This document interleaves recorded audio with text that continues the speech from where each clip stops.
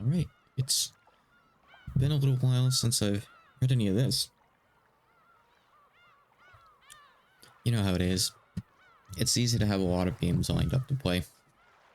And I made the mistake of adding 2 VNs to my queue of things that I wanted to play. This and JTD. Because I thought I could handle all the reading. Is this... I can't open this. On occasion, I'll get one of these bottles of tea that are like impossible to open. Hold on, I'm gonna grab a different one.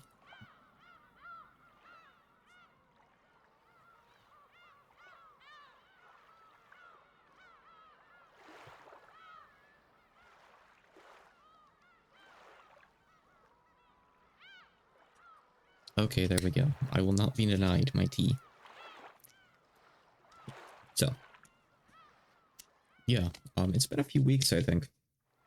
So I'm gonna get back to 2 things I've been putting off today. This and Lapin of Toho. The only reason I stopped Lapin of Toho is, I think, was that when I got distracted with Terraria? Say Pokemon Infinite Fusion. I'm just looking back to my VOD channel. Because I was playing that consistently for a little bit.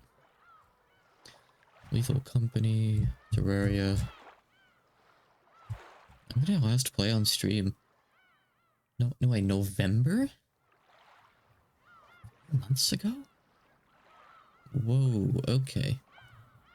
Wow, it's been even longer than I thought, actually. Time is a weird thing. Time is a really, really weird thing. Anyway. Oh, hold on, I need to hit load, damn it. What am I doing? I don't want to start a new game. I did this last time, too. Umineko, please. No. Just add a load button somewhere else instead of having it there. You have to cater to stupid people like me. Please. I need the help.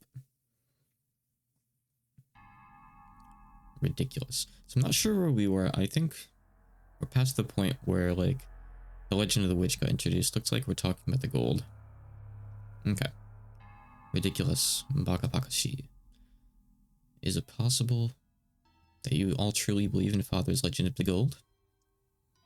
Of course we don't believe that story about a witch giving him gold, but there's no mistake about the gold itself. The fact that Father obtained gold bars from an unknown source has been confirmed in several ways. We've heard that, before the president of the Modern Soul Company died, Father showed him a large pile of gold somewhere. Father used that man's claim as proof that there were 10 tons worth. That's just the nonsense of a senile old man. Along with Father, he was just fabricating a story. You can't take it seriously. If that gold didn't exist, you wouldn't have been able to gather so much funding.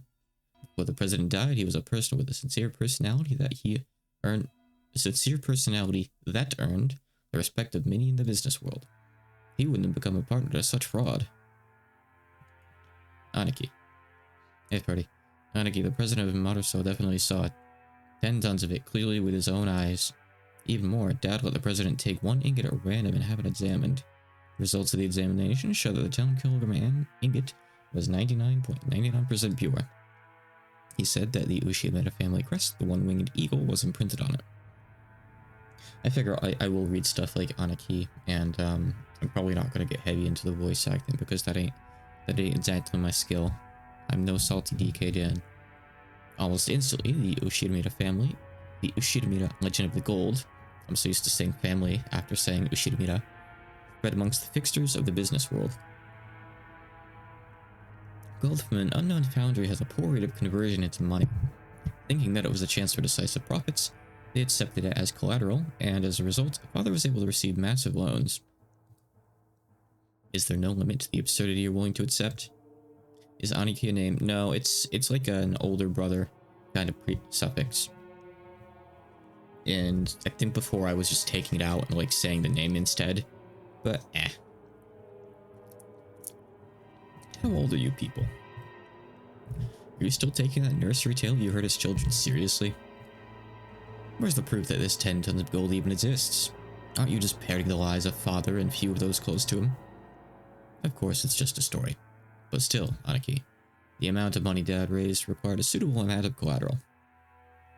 It helps that using the names makes it a bit easier to remember the names of these characters because there's quite a few of them. This guy is Kraus. Even if the gold itself was just a rumor, it's an undoubtable fact that he showed them a treasure of comparable worth. It was just an illusion of money created by our penniless father. He acted as though he had actually had the gold that didn't exist, fooling his sponsors. It was probably the gamble of a lifetime. Luckily, his use of those funds proved successful. If the Korean War demands hadn't come and the Umineko family had not been restored, father would probably have been hounded after as the crook of the century. So are you saying the gold never existed and father made it all up? Of course. And because of that, the illusion of gold became a mere inconvenience once he'd achieved enough success. It's kind of weird that Hideyoshi refers to his father. He married into the family. But okay. That's why, later on, father added all that about a witch and black magic, weakening the credibility of the entire story. In other words, he revealed that the illusion of the gold was a fabrication.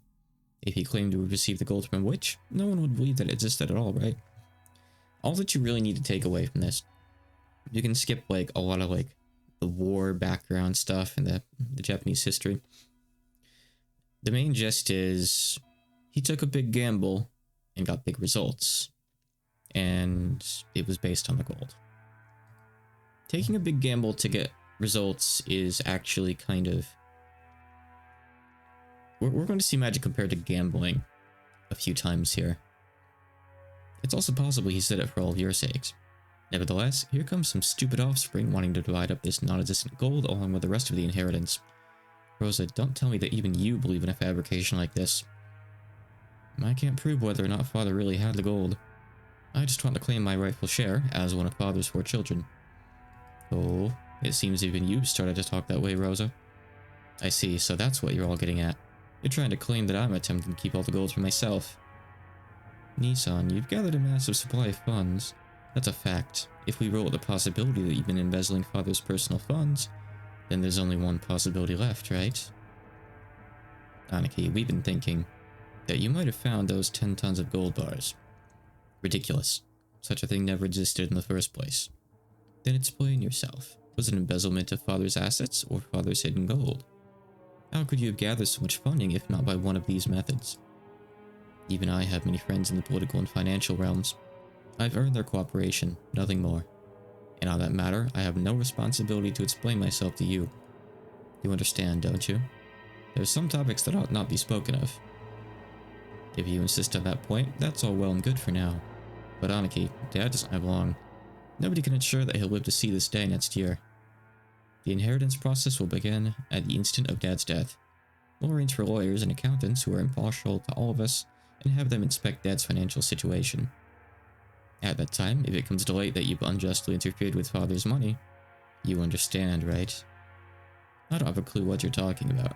You're starting to make me feel as indignant as my wife was. Of course, Father's gold is part of Father's fortune. We understand it's money you can't reveal openly, but the 4 siblings should have an equal right to it.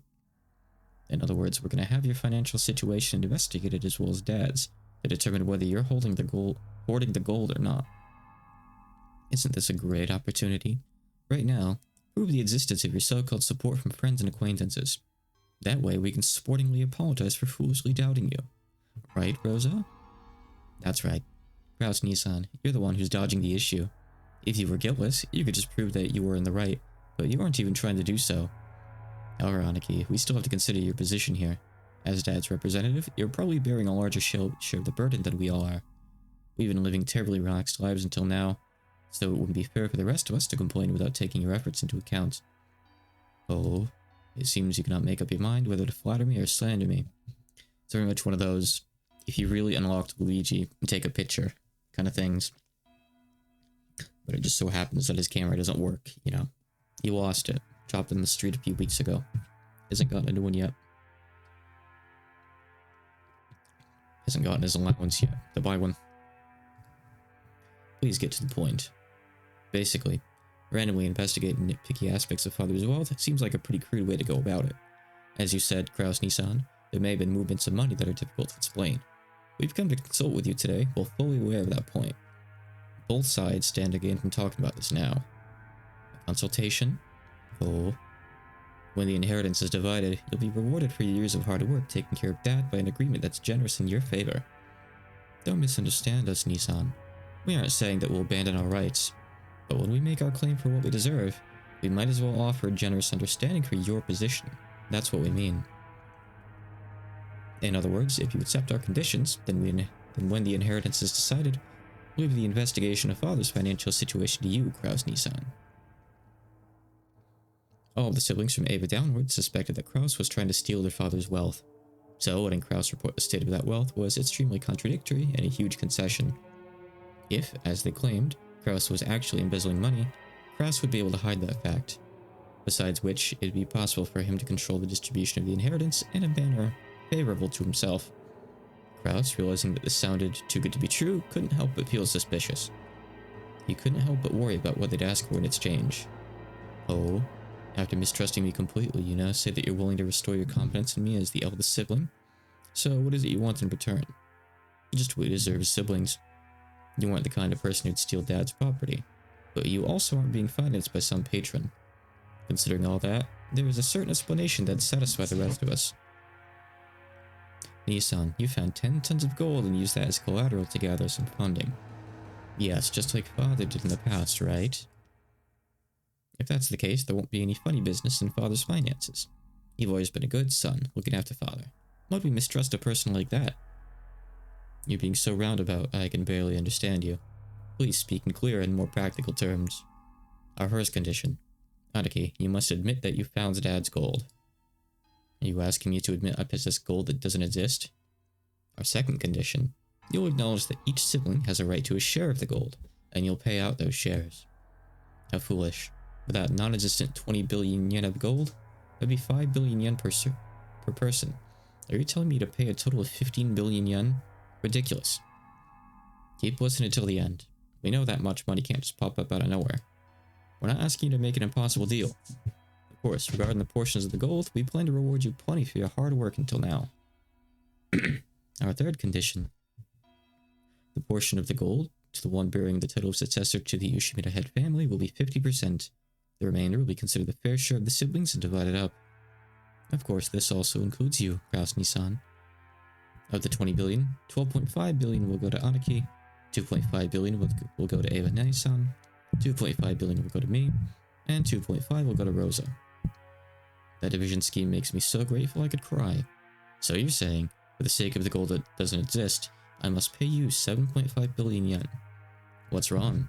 Nissan, your share is 5 times the size of ours. These are such good terms I'd be jumping for joy. They're basically giving him an out here, but threatening him at the same time. Because if he doesn't do this, they're going to investigate into his finances. Our fourth condition, the gold being liquidated and distributed along with the inheritance at the time of Father's death. However, as a deposit, 10% of our portions are to be paid to us promptly. These payments must be made before March of next year. When do they start shooting each other? Give it a bit of time. We'll get there. What do you think, Kraus-Nissan? This is an ideal chance for you to restore the trust regarding your handling of Father's assets, isn't it? Of course, it might be impossible to get a whole 7.5 billion before Father dies, but it should be possible for you to manage a deposit of 750 million, right? Paying 700 million in half a year might sound like a pain, but you should be able to manage it, what with all your friends in the political and business spheres. Normally, we'd hope to receive the 7.5 billion right now, all at once. But out of concern for you, we'll show our sincerity by asking for only 10% of that for the time being. They're basically, like, doing a hold-up here. They're talking like thugs to him. The remaining 90% can wait until the inheritance is distributed. See, even you'd be capable of managing a mere 10% to show your sincerity. Sincerity payments. So you're trying to sell me the right to assess Father's financial situation for 750 million yen. How impressive. You all certainly have grown. To think that I'm now the one being offered deals. Nissan, if you accept these terms, the rest of us siblings will leave the investigation of Father's assets to you. However, the results of that investigation will be subject to scrutiny. It's only natural, right? We'd be so sad if you managed things so that our 7.5 billion share shrank. We'll avoid complaining, as a general rule. Just make sure you do it neat and tidy. As long as you don't try anything that's blatantly obvious, we've got no intention of stirring things up. We want our inheritance quickly, too. We don't want it to get all drawn out and left hanging. If a complaint is made, who would carry out the follow-up investigation? So the gist is, they're saying that either Kraus gets to enjoy the share of the gold he found and give it to them too, or he gets none of it. They're sure that he's found it. We don't mind if it's you. This is probably the first and last chance for us siblings to reach a consensus. I believe it won't come to that. Looks like even you can speak up now and again, Rosa. At this point, it's obvious that Kraus wasn't at all trusted as the oldest sibling, so there's no need to go into detail. The formerly tyrannical oldest brother had always abused his privileges and violated the other siblings' shares. It was in response to this that the other three, now adults, were finally teaming up and striking back for the first time. If it seems like there's a lot of sibling politics in here, you don't really need to remember a lot of this in thorough detail. It's not really the big point. This was trimmed down a lot in the anime too, respectively. Sorry, but there's more. Our fifth condition. This decision must take precedence over father's will. Later on, we don't want some will to appear and make this decision completely irrelevant. I see that you're very cautious. Then let me ask, if the gold really were found, what would you do? Since you'll be making payments to us for what the gold's worth, the rest of us, really, don't care if we ever see the gold or not. You can think of our share as an advance payment. It's good to have dreams, isn't it? You plan to turn this island into a resort, right? You might stumble upon the gold by chance during construction. Ava let out a high-pitched laugh. Kraus watched but didn't even flinch. Let me add a seventh condition before I accept. Or didn't we just add 5? In the situation that any sibling other than myself finds the gold, they will immediately turn it over to me. Yes, of course. We'll hold on to it for you. It was a play on words. Of course the others, who were forcing Kraus to pay money for some non-existent gold, wouldn't save Kraus's portion if they actually found it. From the beginning, this deal had been nothing more than a threat directed at Kraus. Regardless of the actual facts, it was still extremely likely that Kraus was embezzling his father's assets. When Kinzo faced death at last and had his inheritance distributed, some unpleasant facts would surely come to light. That could easily become fatal to Kraus. The others had spotted this weak point and were threatening their brother under the veil of compromise, trying to wring a huge sum of money out of him. However, they'd forgotten one thing. They'd forgotten that their brother's brain moved so swiftly, at least when it came to cunning and guile, that they'd been forced to band together to combat him. While Ava couldn't stop smiling, sure of her victory, Kraus let out a gloating laugh to show how relaxed he was. Whether we have narration to sum this up for us. Hahaha, this all makes for such a touching story. My estrangement from you all has left a deep pain in my heart. If accepting these conditions means we siblings can become friends again, it would please me to no end. I'd be happy to agree to your deal. Rejoice, Rosa. We've reached an understanding. Rosa's expression dimmed. It was never a good sign when her brother started talking like this. Ava also keenly picked up on this. That's why she wasn't able to wipe away a sense of unease, even though Kraus had obediently accepted the deal. My, how obedient of you. It's not like you at all, Nissan. What a cruel thing to say. Are you implying I have some ulterior motive? Of course I don't. I'm just the same as all of you. Just the same as all of you.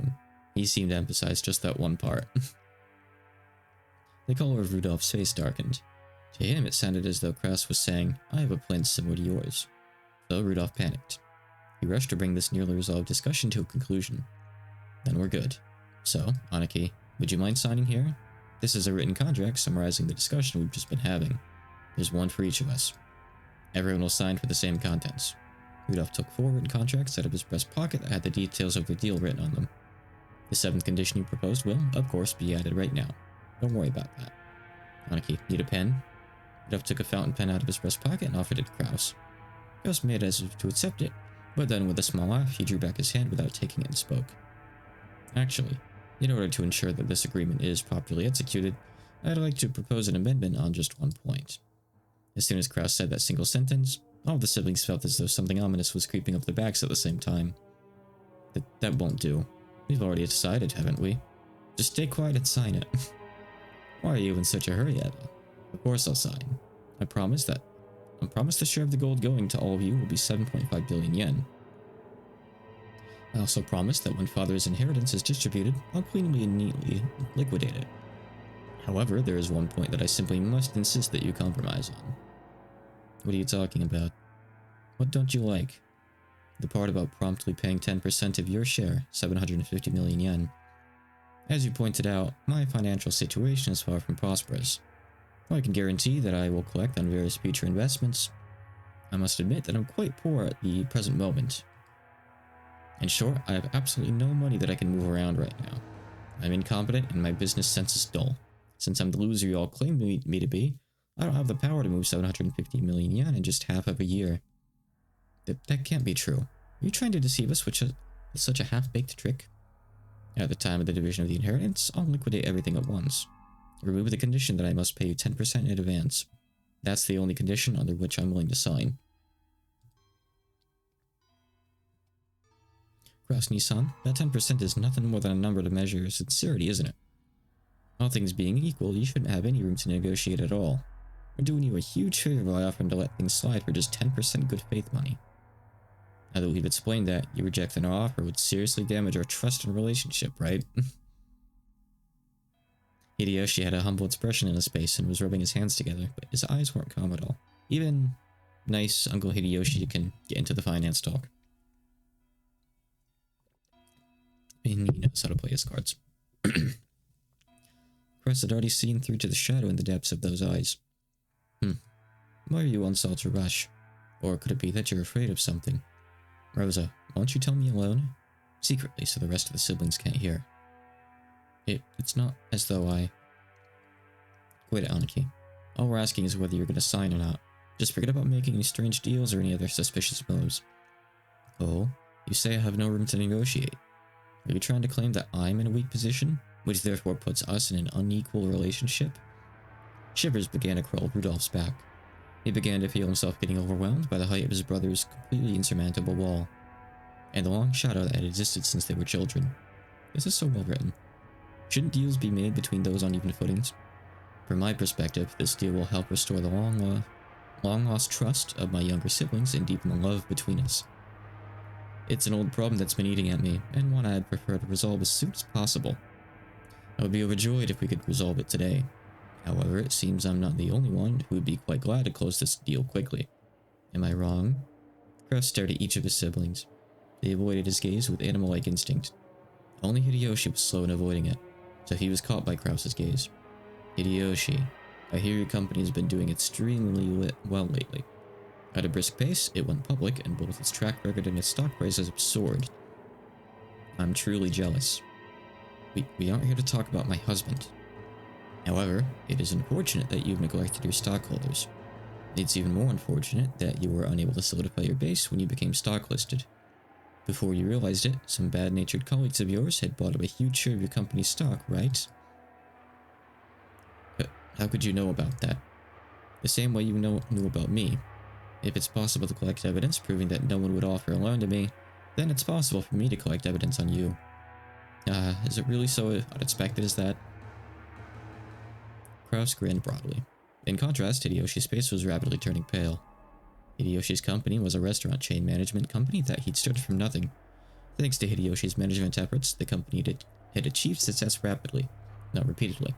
Expanding its range, and a petition to make it a stock-listed company had recently succeeded.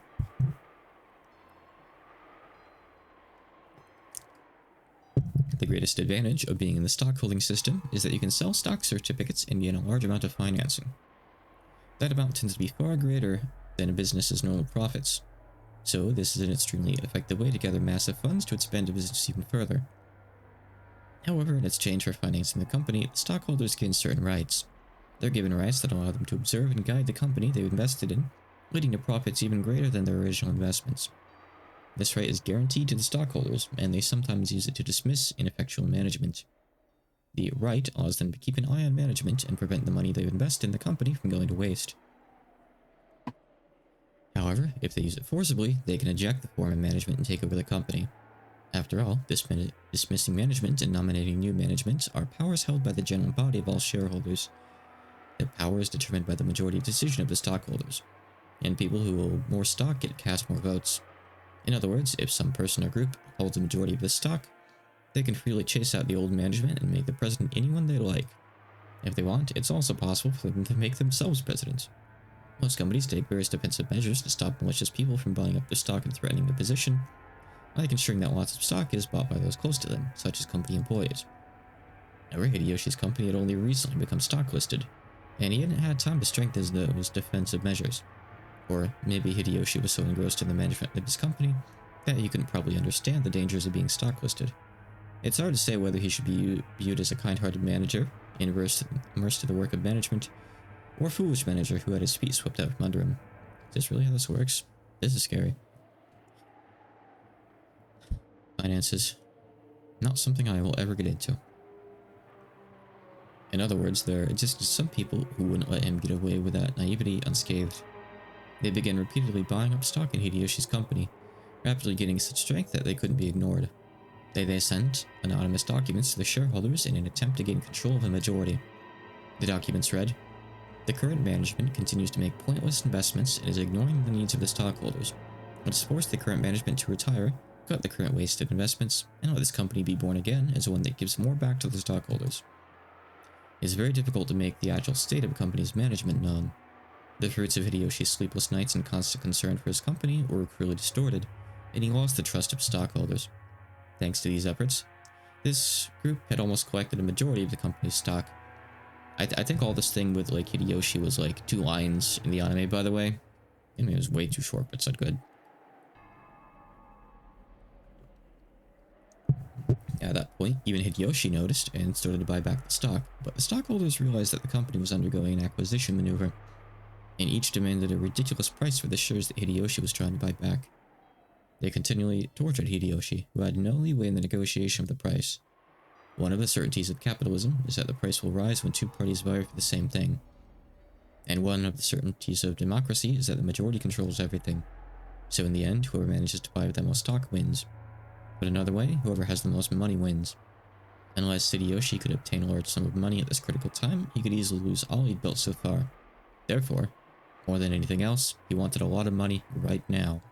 All caps. You couldn't wait for the division of Kinzo's inheritance, since no one knew when he would die. Next. And you, Rudolph, have been in quite a lot of trouble too.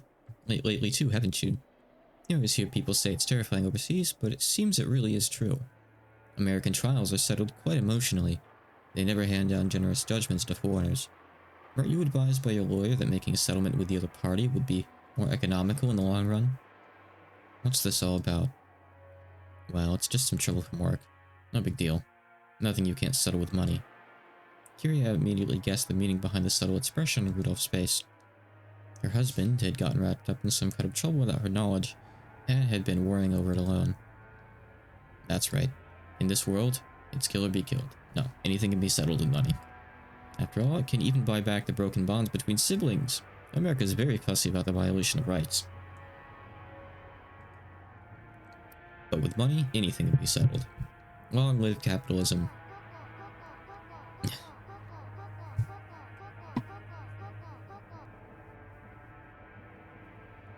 Okay, sure, you can have lap time. The rumor has it that the settlement money could be as high as several $1,000,000. Rudolph had been building a large amount of wealth with a certain type of niche industry. However, a niche is a niche. It definitely wasn't a business exposed to the light of day. An American corporate giant was trying to accuse Rudolph's company of violating their rights. For various reasons, it was thought that victory for Rudolph in this trial would be extremely unlikely, and it was being forced into an all-out surrender. But even so, there was a way for this to be resolved with money. If he could just pay that money, it might still be painful, but he'd be able to pick himself back up. But if he didn't pay, he'd lose everything. Therefore, more than anything else, he wanted a lot of money right now. Rosa, you're a good and noble little sister. You wouldn't get yourself involved in a dangerous money game. However, your soft-hearted nature has brought you trouble, hasn't it? In my opinion, becoming a co-signer for anything isn't something one should enter into lightly. That's none of your business, Kraus-Nissan. Rosa uncharacteristically laid bare her emotions and yelled. After all, no one was supposed to know that. As Kraus watched, he let slip a muffled laugh. Without exception, every one of them, more than anything else, wanted a lot of money right now. In other words, the situation had been reversed. After all, the person the younger siblings were threatening was the only one who had no urgent need for a large sum of money. The other three, however, wanted a lot of money quickly, no matter the cost. In other words, the longer it took to establish this deal, the better position Kraus would be in. Kraus was extremely sly. He had known of their Achilles heel from the beginning. Even so, he had not been certain. Therefore, he had hidden his knowledge until the very end, striking back only after analyzing their attitudes. If it were possible, I would like nothing more than to raise some money for my adorable siblings in their time of need. But unfortunately, I have nothing on hand. If you know of any sponsors that might be able to raise a whole 750 million, I suggest you try there first. Kraus's elated words were so obviously detached from what he actually felt. The other siblings could do nothing more than listen, grinding their teeth. If they could think of a sponsor that convenient, they wouldn't have kept up this charade. They had entered this huge battle specifically because they had exhausted all other options. However, if you do insist on relying on your big brother, I wouldn't mind using my influence to help you find such a sponsor. Oh wait, I do believe you said that I have no influence. Well then, I'm afraid I won't be of much help to you. Kraus's low, gloating laugh began to fill the parlor.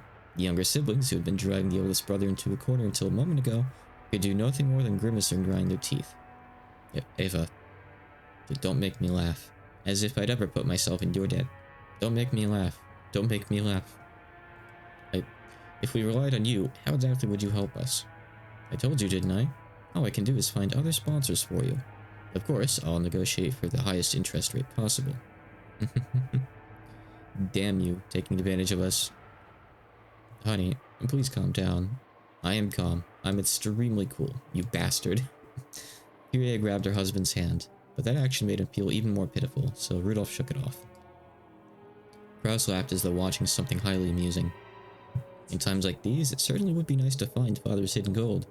If you did, you could split it up into 2.5 billion yen portions right now. How sad, how very sad.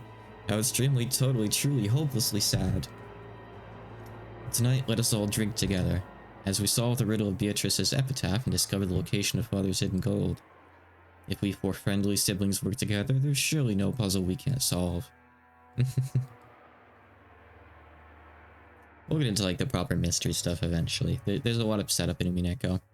We eventually will get stuff that's very reminiscent of Ace Attorney trials, but without a courtroom, essentially. It just takes time to get there.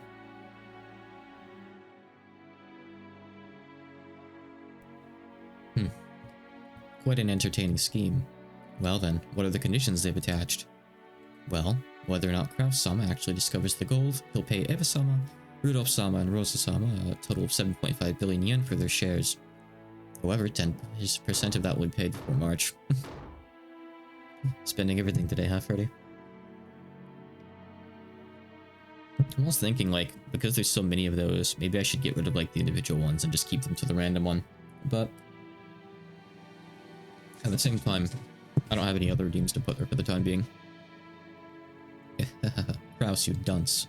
To think he would have his feet swept out from under him by his younger siblings. How truly amusing. It sounds as though they tripped when going in for the kill, yes? Yes. Kraus-sama exposed the fact that Eva-sama and the younger siblings all have an urgent need to get money. Is there even any need to expose such obvious facts? That irresolute, incompetent man. What are they doing now? That conversation has been put on hold for the time being. Now, Beatrice-sama's epitaph is being discussed. So, they're trying to solve the riddle and find out where my gold is hidden. Yes. Kinzo set down his spectacles and snorted. Will the miracle be fulfilled first, or will those fools expose the gold first? What a show this will be. At the very moment those fools solve my puzzle, I will suffer utter defeat. They can suck my corpse down to the last fragment of bone. The greed of fools can allow great magic to bring forth a miracle. And yet, if the fulfillment of the miracle comes first, if it comes first, Beatrice will be resurrected again. The smile I've been chasing half my life will be restored. I can't count how many times Kinzo starts talking, and it takes up like the entire page. Oh, Beatrice, soon will come the sacred night when we shall bet upon a miracle and the game of demons will begin. I will surely prove triumphant and survive. I'll let you have the lives of all those others. I don't need wealth or honor or assets or gold or anything. All I want is to see her smile one last time. Cough, cough, cough. Kinzo choked, apparently in great pain. Cannon got closer and tried to pat his master's back, but Kinzo motioned for him to stop. Do you know why I went to the trouble of exposing the hidden location of the gold in a place that everyone can see? No. But it's because magical power is determined by risk. Here's what I was talking about earlier. I wasn't sure when I would get into this. If the number of people who try to discover Beatrice's gold is great, and the danger of them succeeding is great as well, then the power of magic will bring about a grand miracle if we succeed despite the odds. In other words, magic is a game. It's not the case that the one who performs the best becomes the victor. The victor performs the best because he has been granted magic. Do you see? It is similar to how the miracle of life can be granted only after winning against the divine odds of several 100,000,000 to 1. Is this a little difficult for you? My apologies. That's fine. It all comes down to this. I will give all that I built up to the one who solves the mystery of Beatrice's epitaph. Wealth, honor, gold, and the inheritance of the Ushimina family. Everything that I've established. My children certainly aren't the only ones with the right to attempt to solve this riddle. Anyone who solves the riddle will have the right to gain everything, even you. Yes. However, I couldn't possibly understand such a difficult riddle. Of course, I made it difficult, but you must try to solve it as well. That will form the seed that summons the miracle of my magic. If everyone attempts it and everyone fails, that will be that. However, if the miracles come together and give birth to a magical power, it will happen. Beatrice will revive. That is why you must attempt it too. Everyone must attempt it, and in doing so, they will give strength to my magic. Do you understand? Yes, I will try. He doesn't really understand. There's actually a lot of foreshadowing in this kind of talk. This is very interesting to read, knowing how Umineko goes down. For a long while, Kinzo repeatedly muttered to himself, agitated and clutching at his head. Kana stayed where he was, alert and unmoving, until he was given the next order from his master. Kinzo eventually realized this. Very well, leave me. There is a bag of sweets on the liquor cabinet. You can take some with you as a reward. I'm fine. After all, I'm furniture. So furniture doesn't eat sweets? Well, I suppose it stands to reason. In that case, leave me. Yes, excuse me. Kennen bowed and left the study. As the door closed, a heavy locking noise sounded out.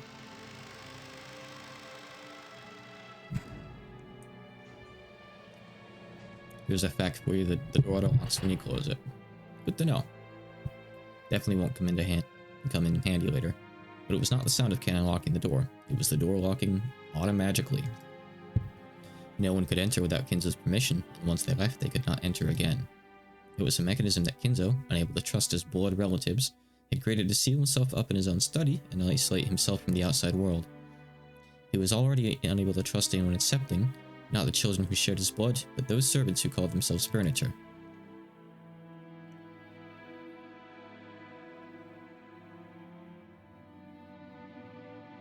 Nanjo. Nanjo-sama, how are you feeling? Ah, Genji-san. Oh, it's just that there's no place for me to be anymore. With a bitter laugh, Nanjo turned to face the door to the parlor. That look was apparently enough to tell Genji what Nanjo wanted to say.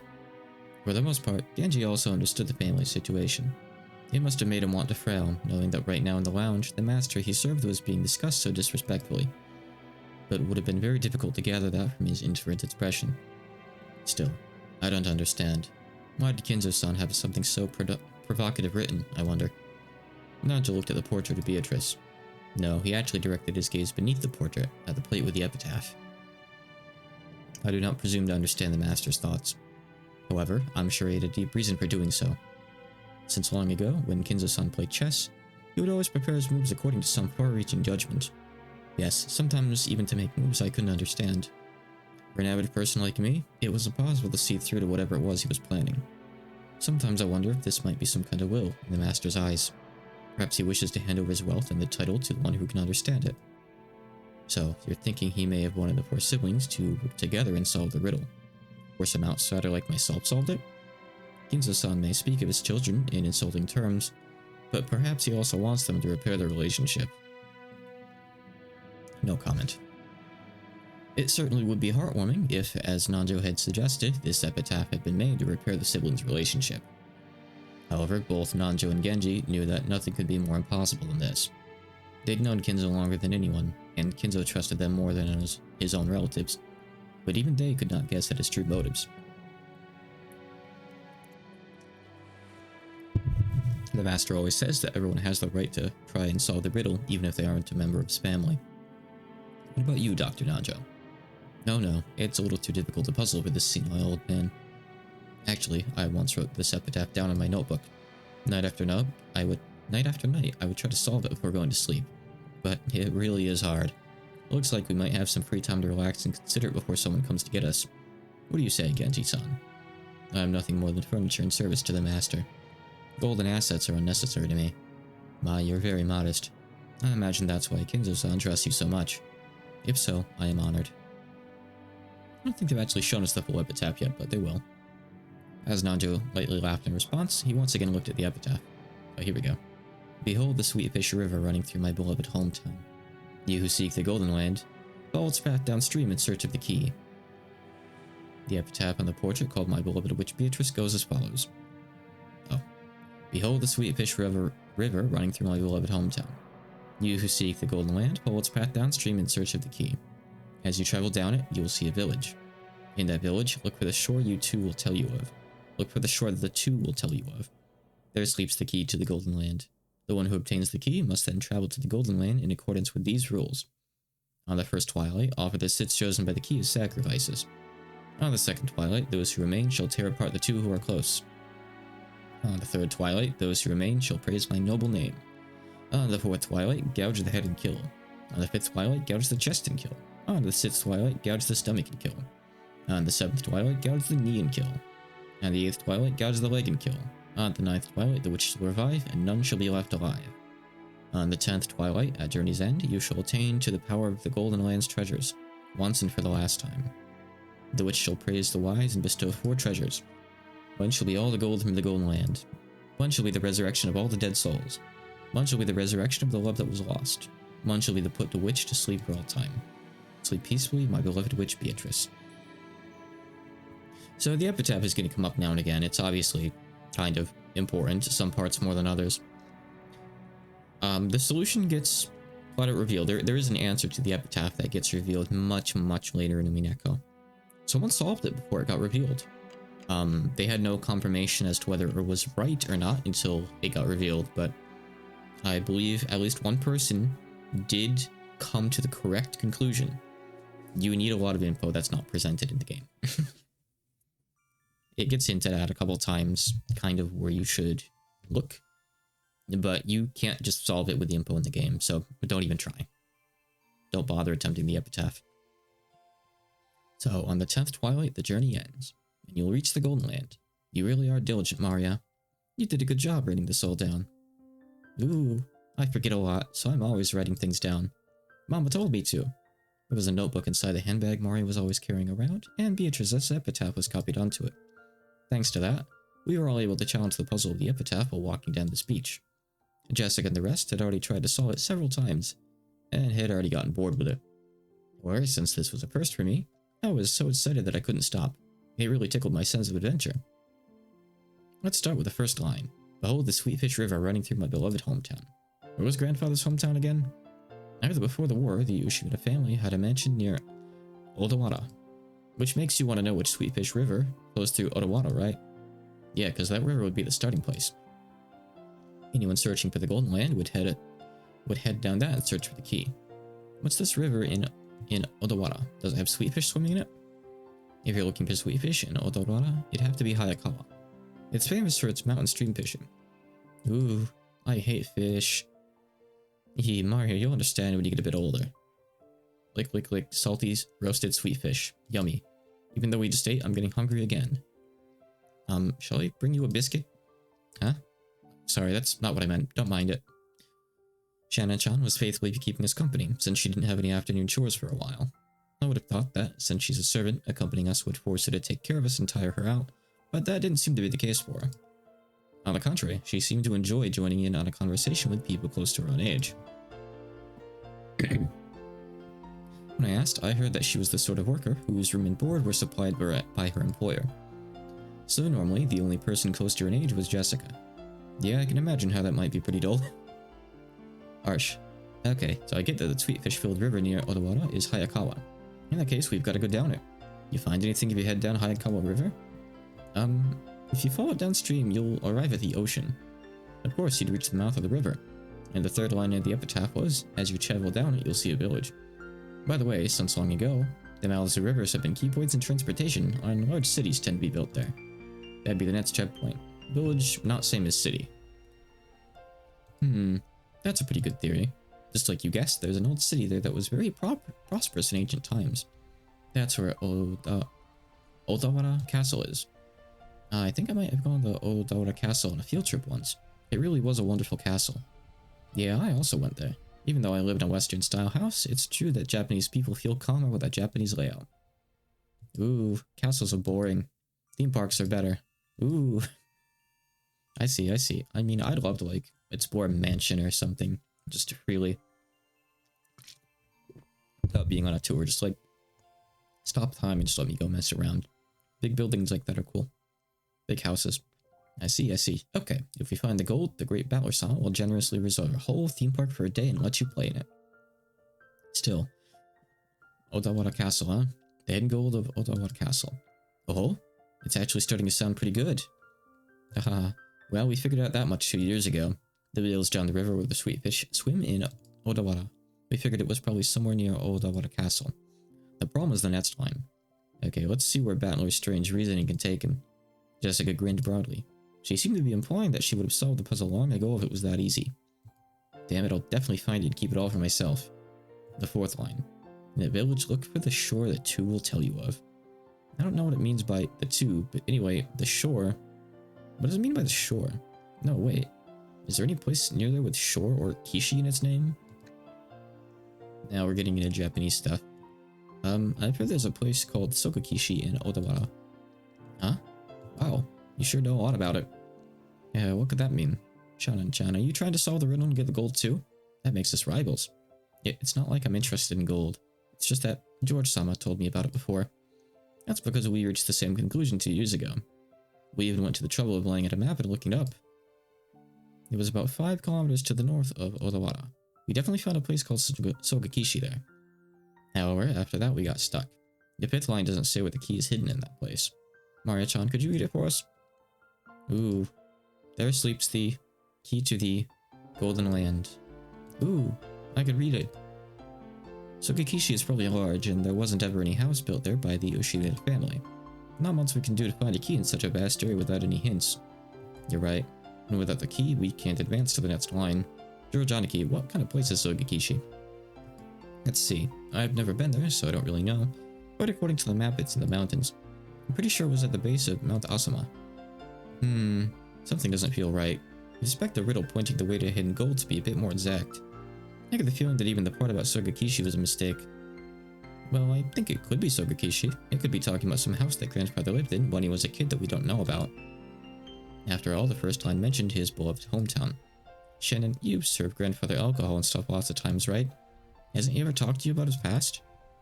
The master almost never speaks to the past. However, he talks of the Great Kanto earthquake as though it was someone else's story. So he may have been living far away from the Kanto area.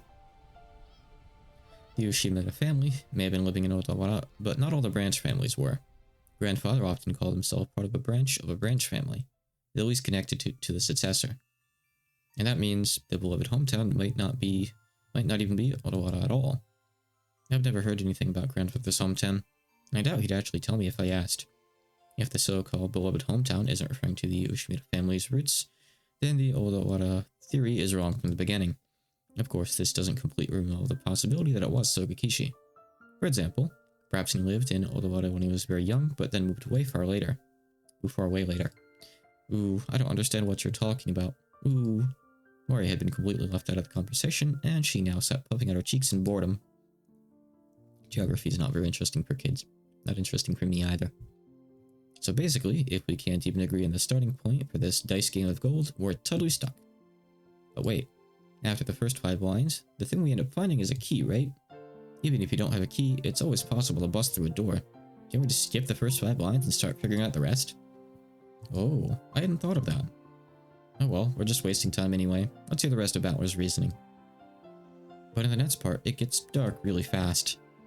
Shannon-chan frowned slightly. After looking back at Mari's notebook to recall what was written there, yeah, I was forced to agree. On the first twilight, offer the sits chosen by the key as sacrifices. It sure does get horrible quickly. On the second twilight, it says to tear apart the two who are close. Does that mean to make them break off their loving relationship? Or does it mean to literally tear them apart?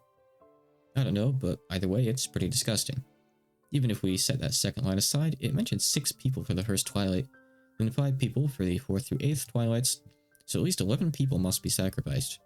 Ooh, they're sacrificed to revive Beatrice. I see, sacrifices to restore the witch.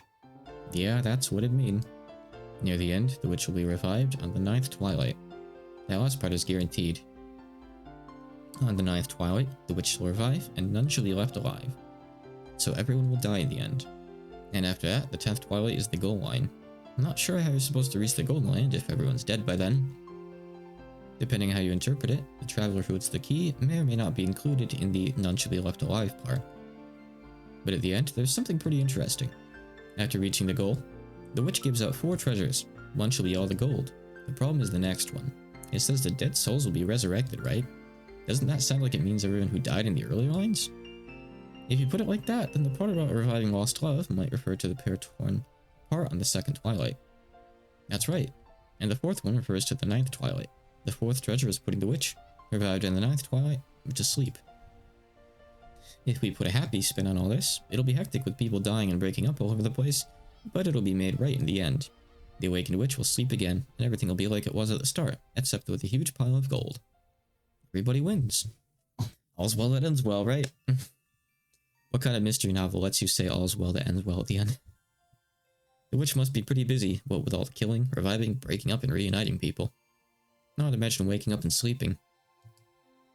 Jeez, just when the tale of the hidden gold was getting interesting, it all gets pretty dubious once the witch starts showing up. Too true. I laughed along with Jessica. After all, the idea of a witch was just too ridiculous. Of course, once we started laughing like that, Maria, who believed in the witch, got angry. Ooh, the witch is incredible. She can do anything with magic, even kill, even bring back to life, even give love, even take it. She can fly in the sky, become invisible, make gold and bread out of nothing. Ooh, ooh, ooh. Dang. My bad, we were just joking. Jessica apologized, sticking out her tongue, but Maria didn't accept it. She grabbed the notebook back out of my hands and, opening some other pages, tried to prove that the witch existed.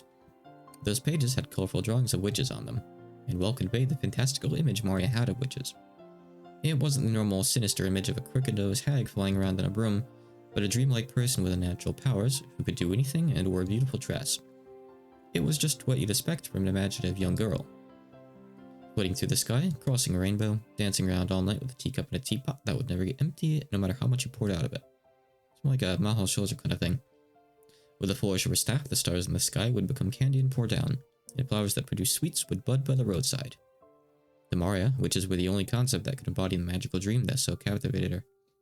As she grew older, it was the last remaining thing that could give riches to her dull and plain everyday life. That's why Maria believed in witches. She didn't want that dream of hers to be tarnished. That's why she didn't want anyone to tarnish the epitaph, which affirmed the existence of witches. Because the witch named Beatrice is Maria's dream.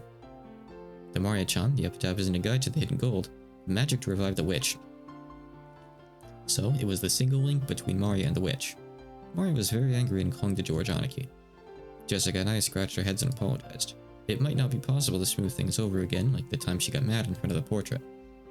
Maria didn't seem willing to be easily consoled. Unlike Jessica and I, who hung our heads wondering what to do, Shannon-chan timidly opened her mouth. Maria-san, did you know? There's a ghost story about Beatrice that has been passed down amongst the servants. Who? Yeah, that's right. Shannon, tell us about it.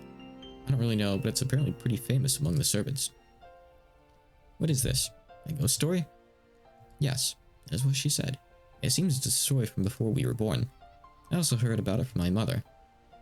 Yes, it has been passed down since the time of the mansion's construction.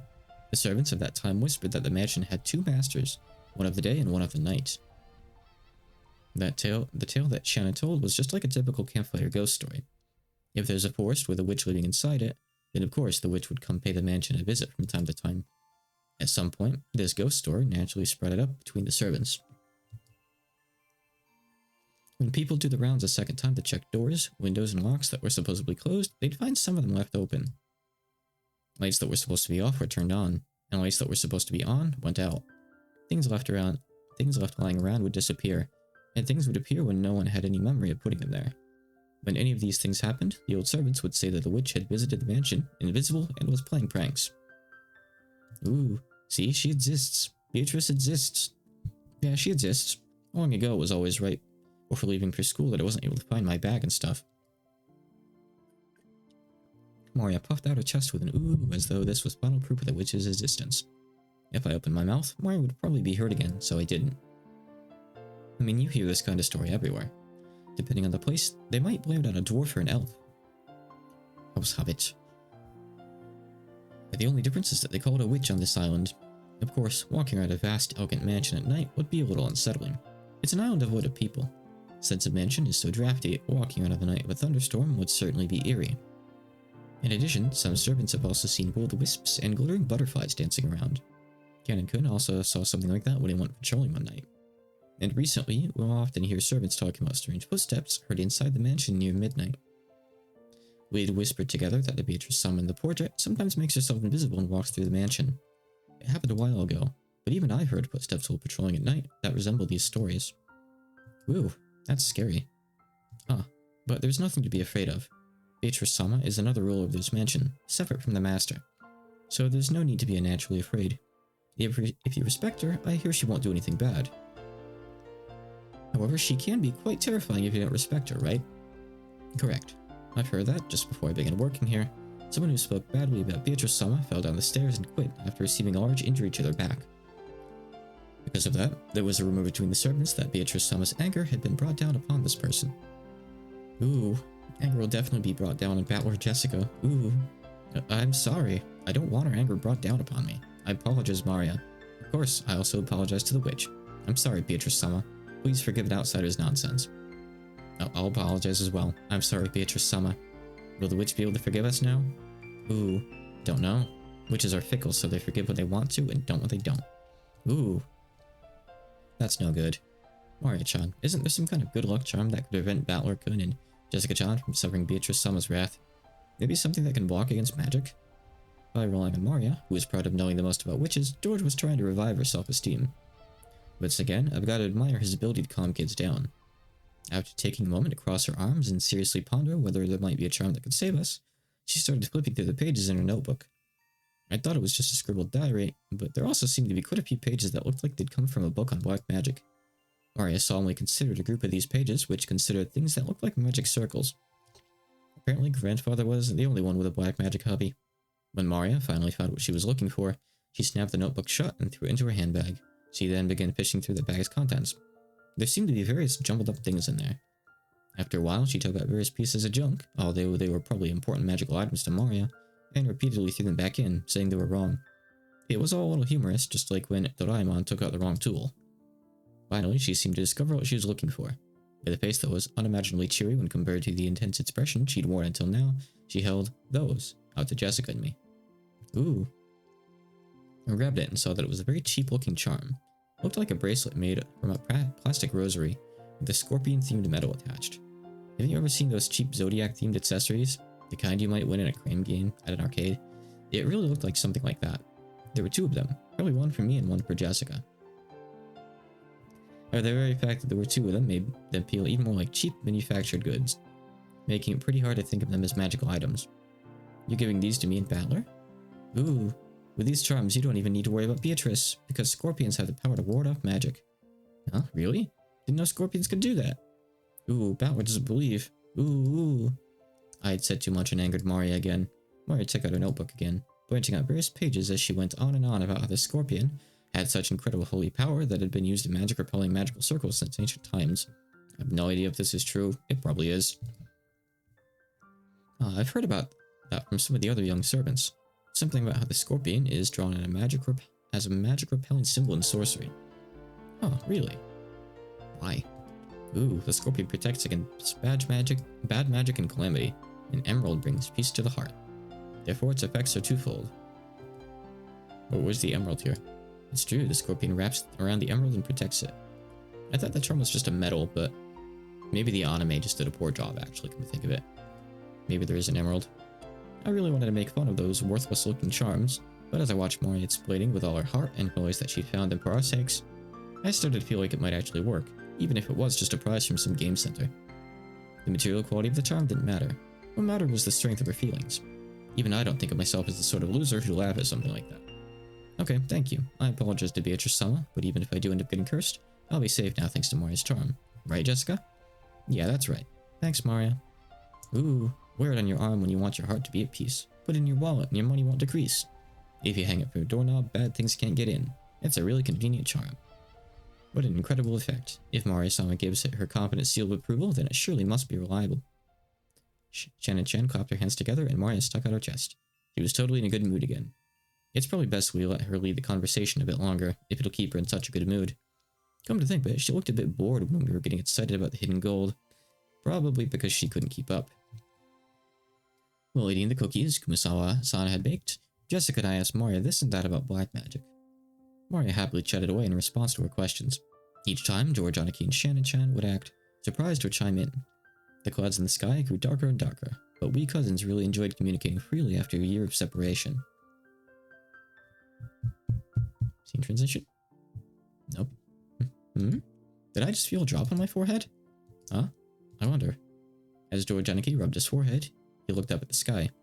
Considering the color of the sky and the dampness of the air, it wouldn't have been odd for a raindrop to hit him. The wind also seemed to have grown a bit stronger.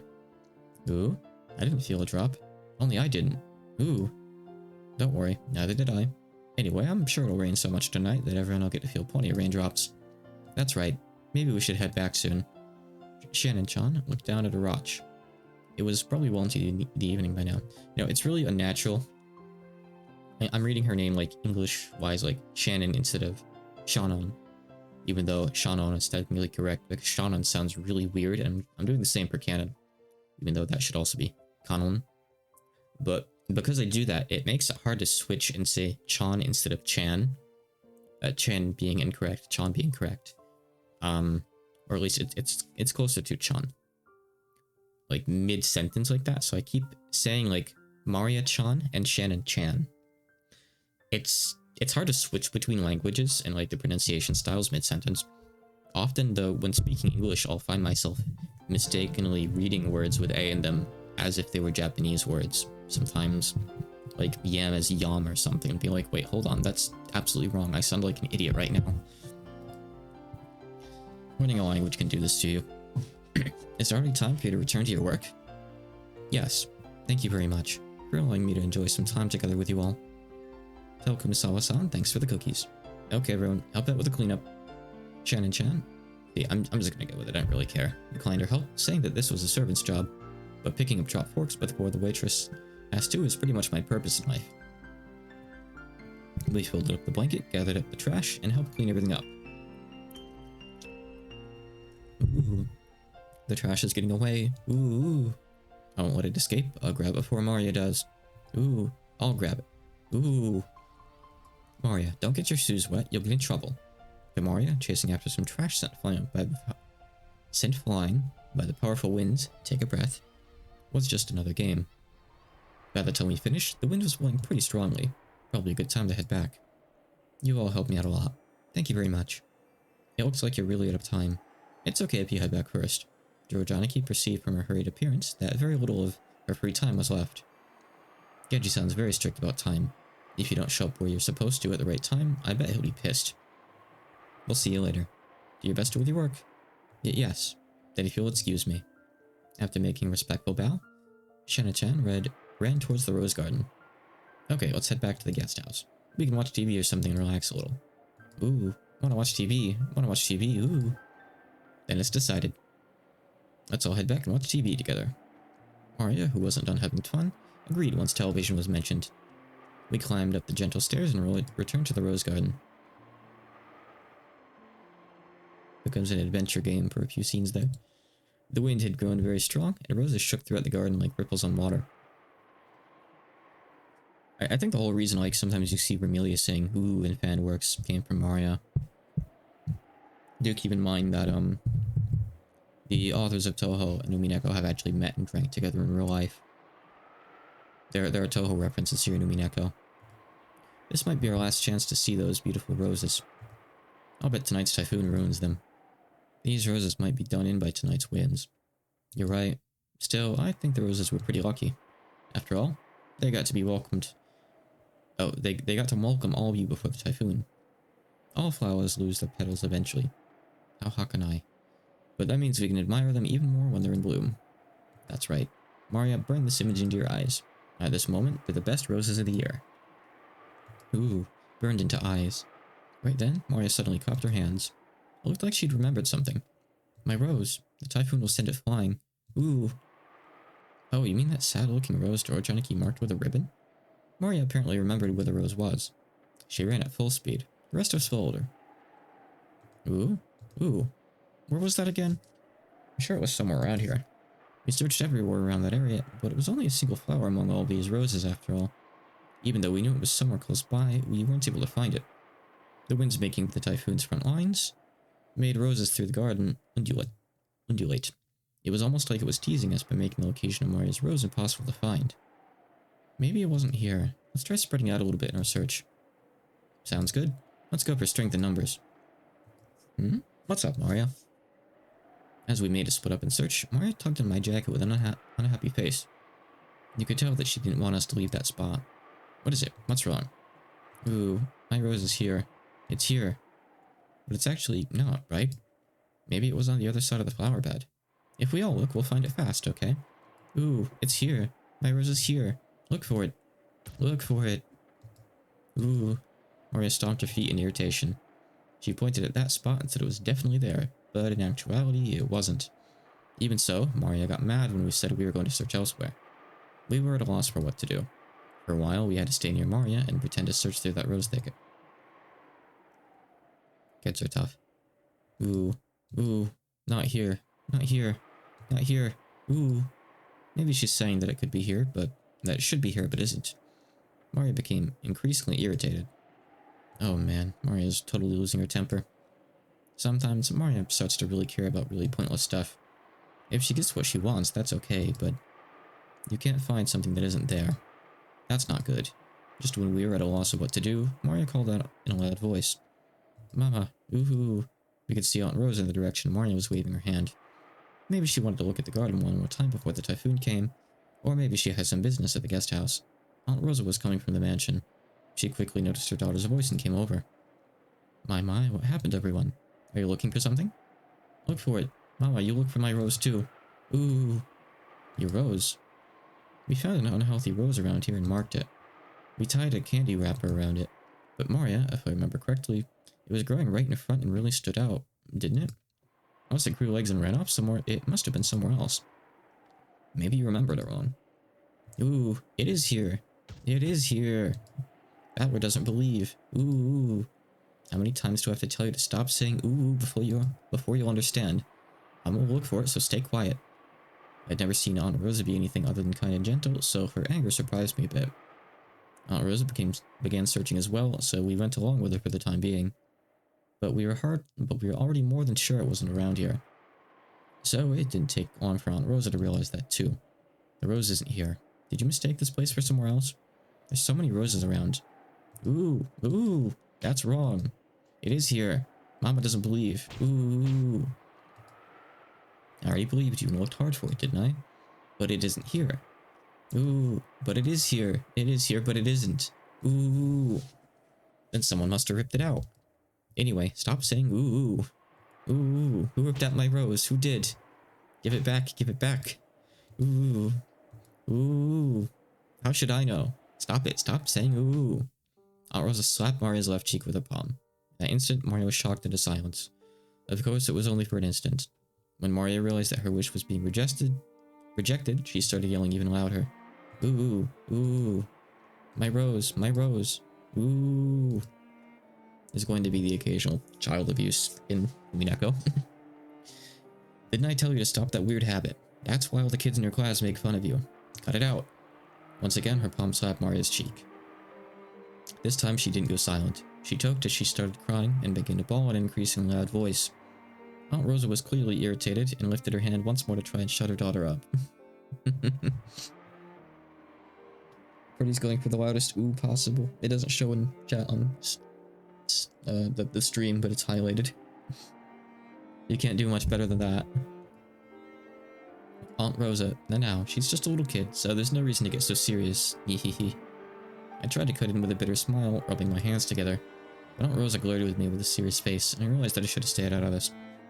it is always awkward when, like, it's really weird being in, like, Balor's position when, like, you're a teenager and you're, like, watching over or, like, hanging out with, like, a younger kid and, like, they get in trouble. And you kind of just have to, like, stand there and, like, pretend that it's not happening because you know it's really embarrassing for the younger child to be in that situation with, like, the older teenager there that they look up to. I can't remember specifics, but I've definitely been in that kind of situation. So, it sucked. I'm sorry, but could the rest of you go back to your room for a bit? I need to have a little talk with Maria. Ooh, nobody believes in my rose, even though it was here. Ooh, look for it. Look for it. Here, it was here. Ooh. But it's not here, so you must have confused this place for somewhere else, right? Ooh, it is here. It's definitely here. Ooh. Then it disappeared. Give it up. Why? Why did it disappear? Why? Ooh, I don't know. So stop saying ooh. Aunt Rosa once again raised her hand, overcome by emotion, and slapped Maria's cheek. It was strong enough to knock Maria over. But hey, Aunt Rosa, even if she's your daughter, violence isn't the answer. I stepped between them to protect Maria, who's still on the ground crying ooh. I knew that, as an outsider, problems between parent and child were none of my business. But I wasn't brought up to just silently observe something like this. Don't you think it's weird, Valor-kun? Are there any girls at your school who mutter ooh? Well, I am in high school, but for an elementary schooler, I think saying ooh is pretty cute. Cute? Saying ooh is cute? Cute? My careless words seemed to have earned me Aunt Rosa's wrath. She grabbed my collar with a terrifying expression. Don't say such nonsense. Do you know how old Maria is? She's 9. She's a 4th grader. Not a kindergartner, but she still makes that sound during class. Don't you get it? Do you know what they say about this kid when they bully her? Thanks to this weird habit, she still hasn't made a single friend. Don't turn your eyes from reality and carelessly call Maria cute. Think more seriously about this kid's future. Ooh, ooh. I told you, stop making that sound. Didn't I tell you to stop it?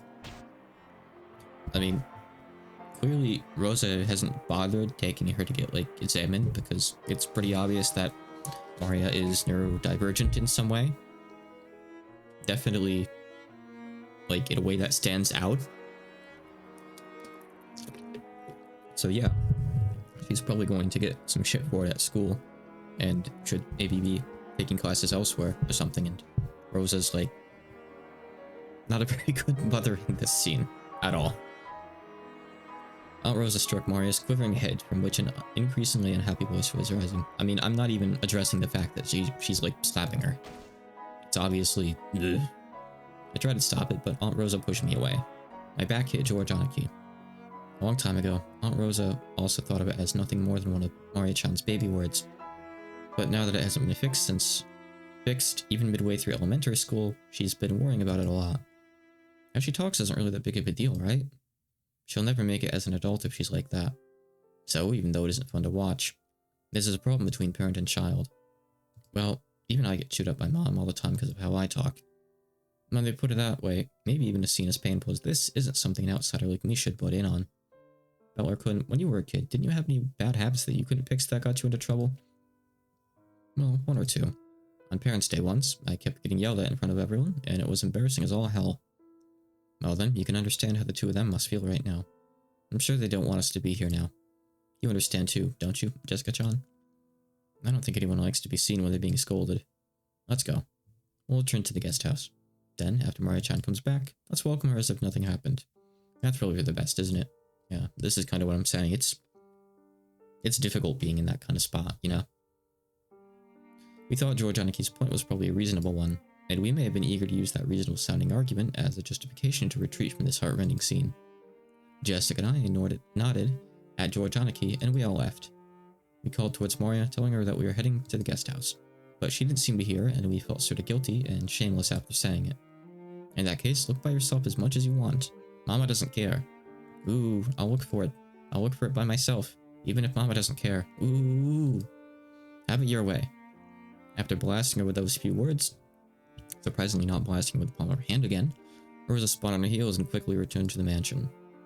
Maria probably viewed that as a cold gesture meant to injure, but that wasn't Rosa's intention. It was because the hand with which she had so emotionally struck Maria's cheek was still numb. It's because, if she stayed there screaming, she might again be taken over by emotions and continue slapping her daughter's cheek over and over. After Rosa left, Moria was left alone in the rose garden. The wind began to blow stronger and stronger, and every once in a while, a raindrop would fall on her forehead.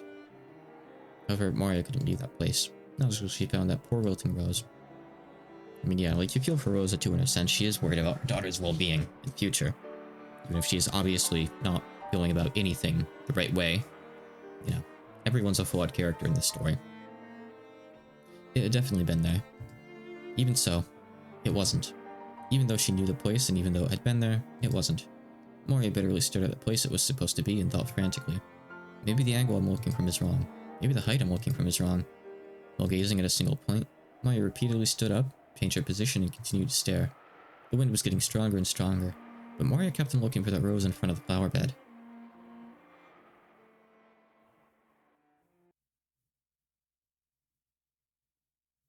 Awkward silence. Long scene transitions. Let me replug my mic. Actually, you know, give me just a minute or two. I'll be right back. I'm just going to use the bathroom and stuff. And I'll be back and do more.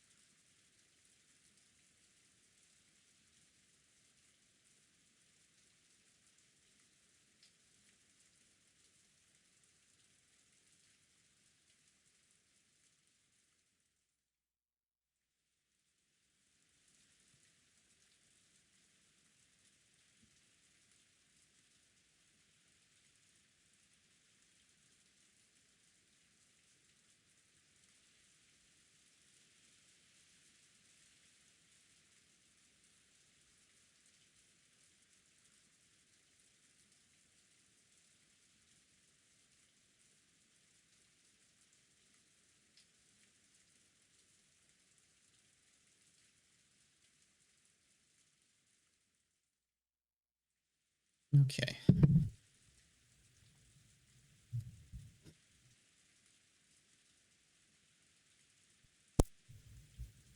I'm always worried, but thankfully it seems like it doesn't make any kind of like feedback or zap sound or anything when I replug my mic, which is good.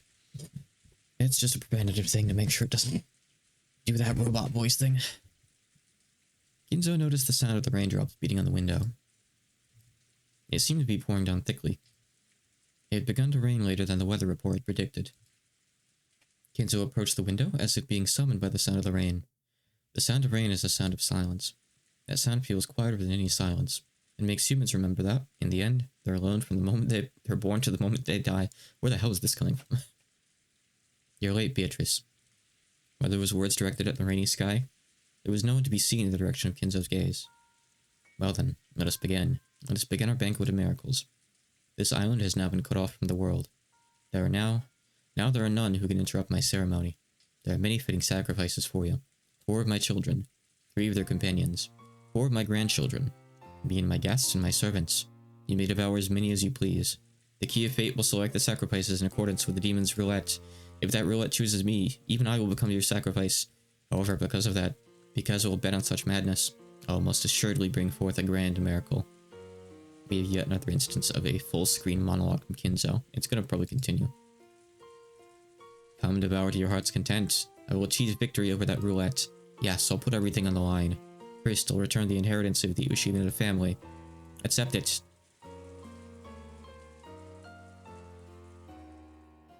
Kinzo tore the window open, ripped a golden ring off his finger, and forcefully threw it away. At that time, the sound of thunder rang out, giving the illusion that the lightning had accepted the ring. And, when you are resurrected, surely I will be the one who stands witness. I will survive until the end and watch over you as you awaken. So come, Beatrice. Welcome to my banquet. exchange for all that I've created. Show me another miracle just this once. Oh, Beatrice.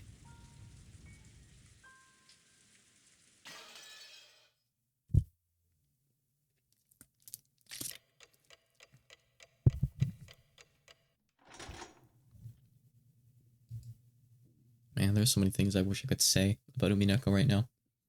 But I can't go spoiling things. We'll get there.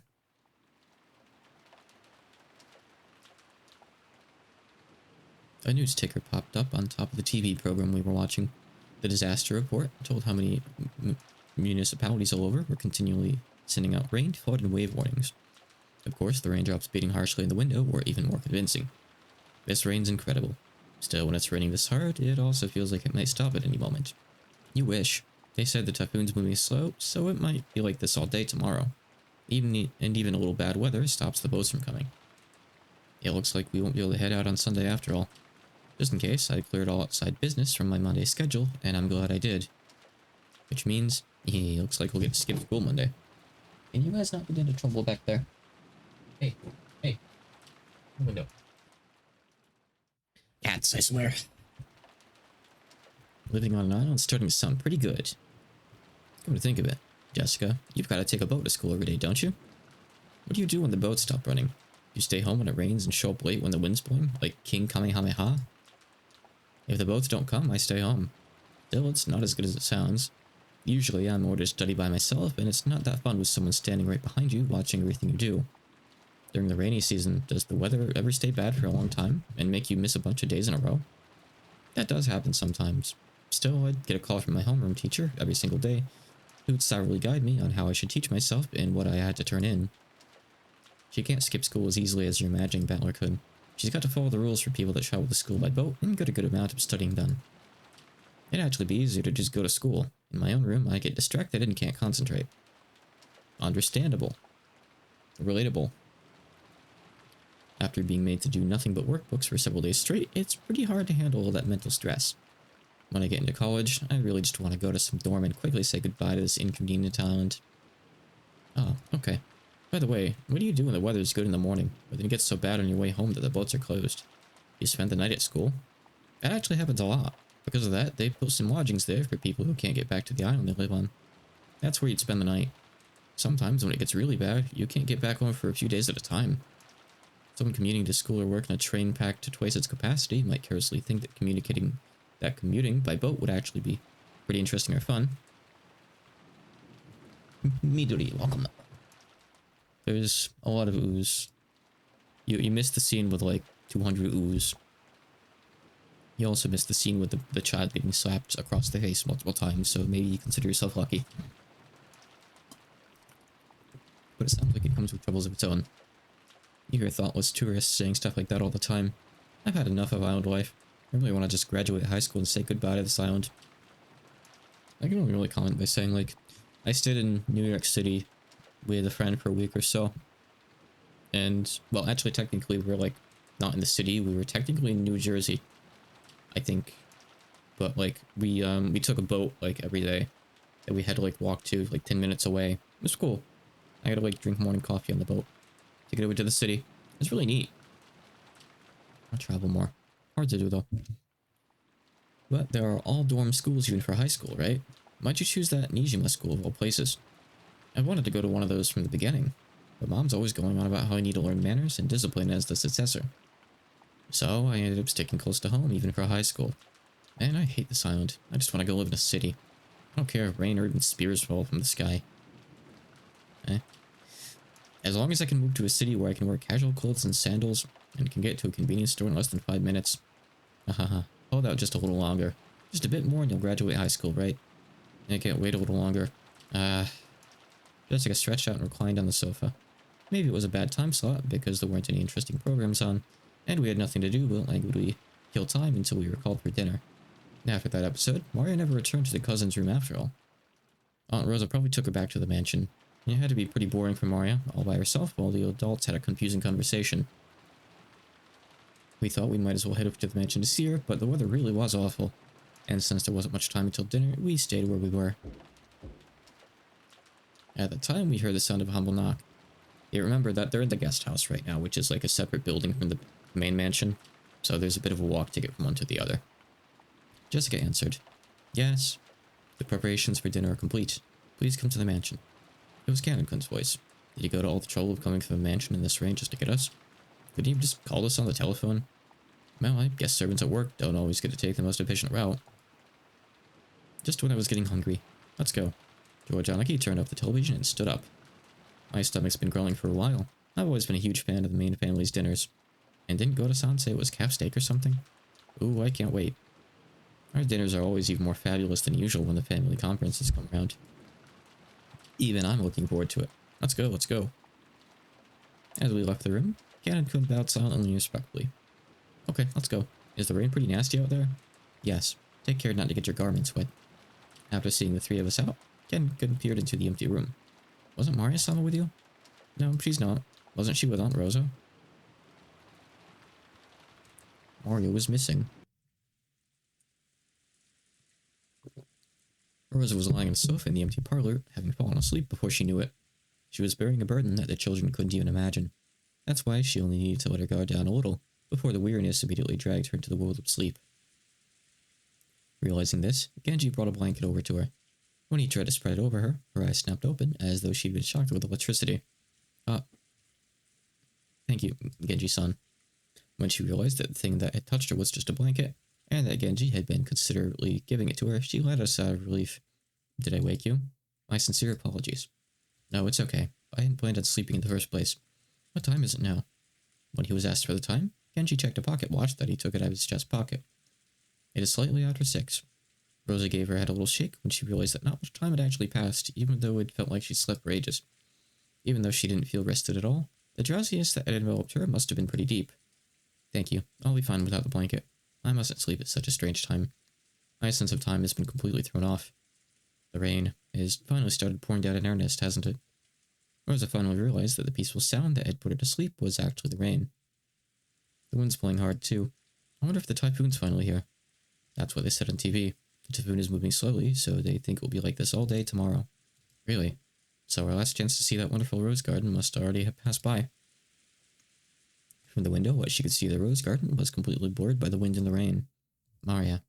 That's right. What about Maria? I have not seen her. Did she not return to the guest house? Rosa knew her daughter's nature well, so a chill ran down her spine.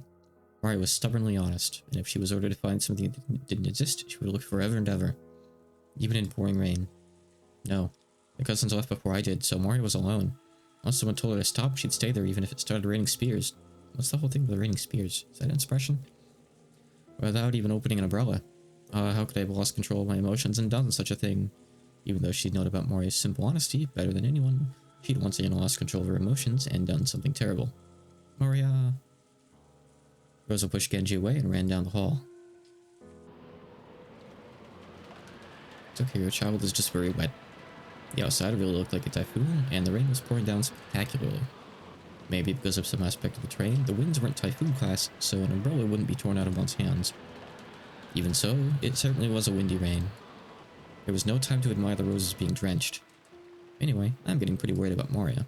You don't think she's still rebelliously searching for that rose alone, do you? I wonder. Surely she wouldn't do it in this rain. Or at least I wish I could believe that, but Maria-chan sometimes gets really stubborn and intensely straightforward. We hadn't worried much, thinking that Aunt Rosa had taken her back to the mansion. However, when Cannon-kun had come from the mansion to call us and thought Maria was here, we get a little worried. I did not see her in the mansion, so I was sure she was here. After all, Rosa-sama was taking a nap. You didn't see her on your way over here? My apologies. I opened my umbrella and ran as fast as I could, so I did not pay much attention. If he'd cut through the rose garden, taking the shortest line between the mansion and the guest house, then he would have just barely missed the place where Maria had been looking for a rose. And it was raining this hard, too. It certainly would have been possible for Cannon-kun to fail to notice her. Instead of arguing around here, it'd be faster to just check it out directly. Aniki, why don't we race over there? Oh, do you think you can beat me now that you've been growing for 6 years? Okay, let's settle this. Go.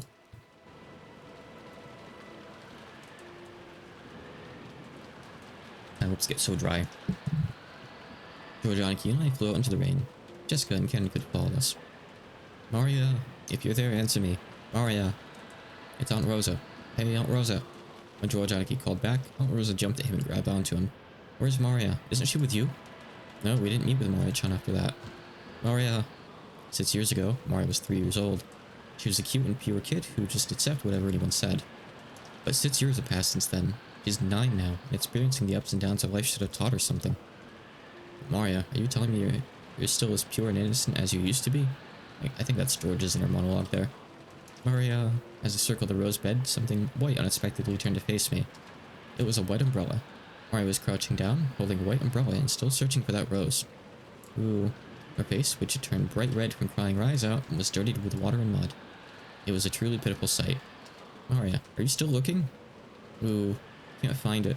Can't find my rose. Ooh. Maria had probably been here since the rain started pouring down. Her shoulders were freezing. She looked tired to the bone, but fortunately, since she was holding an umbrella, she wasn't completely soaked. The umbrella probably came from the handbag Maria was carried around. Thank goodness. Seriously, thank goodness. That couldn't. Thank goodness you found her. Maria. I'm sorry, I'm so sorry. Aunt Rosa threw her umbrella inside and hugged Maria. Ooh, it's not here. My rose isn't here. Ooh. I'll look for it with you later. Okay? So just put it on hold for today, okay? Ooh, put it on hold for today. It looked like Mario still wasn't able to accept it, but she no longer had enough energy left to resist. Jessica and Cannon couldn't caught up with us. I'll have a towel ready in my mansion immediately. Mario, were you here this whole time? I'm sorry. I'm sorry for being such a bad mother. Aunt Rosa, why don't we head back to the mansion for the time being? If we stay here, Mario will catch a cold. You're right. Mario, let's go. If we don't get you cleaned up, Grandfather will be mad. Ooh, hungry. It's already time to eat. You did a good job holding out, Maria. Once the weather gets better, we'll all go search together. We couldn't stay in the rain forever. We took Maria with us as we headed back to the mansion. Maria apparently wasn't as worn out as I thought. When she remembered we were having calf steak for dinner, she started chanting, I'm hungry, ooh, ooh, and returned to her usual spirited self. Aunt Rosa didn't chide Maria for saying ooh, ooh. I see. So she had an umbrella on her. Maria sure is good at packing the right stuff. Ooh, I didn't bring an umbrella. Ooh. What? How did you get that white umbrella you're holding? Ooh, I borrowed it. Some caring person must have brought in an umbrella. A normal kid would look for shelter once it started raining, but Maria was too stubborn to give up so easily. So maybe that caring person gave up on telling Maria to find shelter, then decided to at least give her an umbrella. I see. I'll have to thank that person. Who was it? Ooh, Beatrice. Ta-da! The name Maria cheerfully mentioned was that of the island's witch. Rosa took a deep breath and asked again, trying to do so in such a way that wouldn't damage Maria's good mood. Really? That's wonderful. So who was it? Who brought you that umbrella? Ooh, Beatrice. Beatrice. Ooh. Maria immediately realized that her mother didn't believe her and started crying out unhappily again. So Rosa stopped pursuing the subject. It'd probably be faster to ask whoever lent Maria the umbrella during dinner, rather than ask Maria herself. That's a good idea.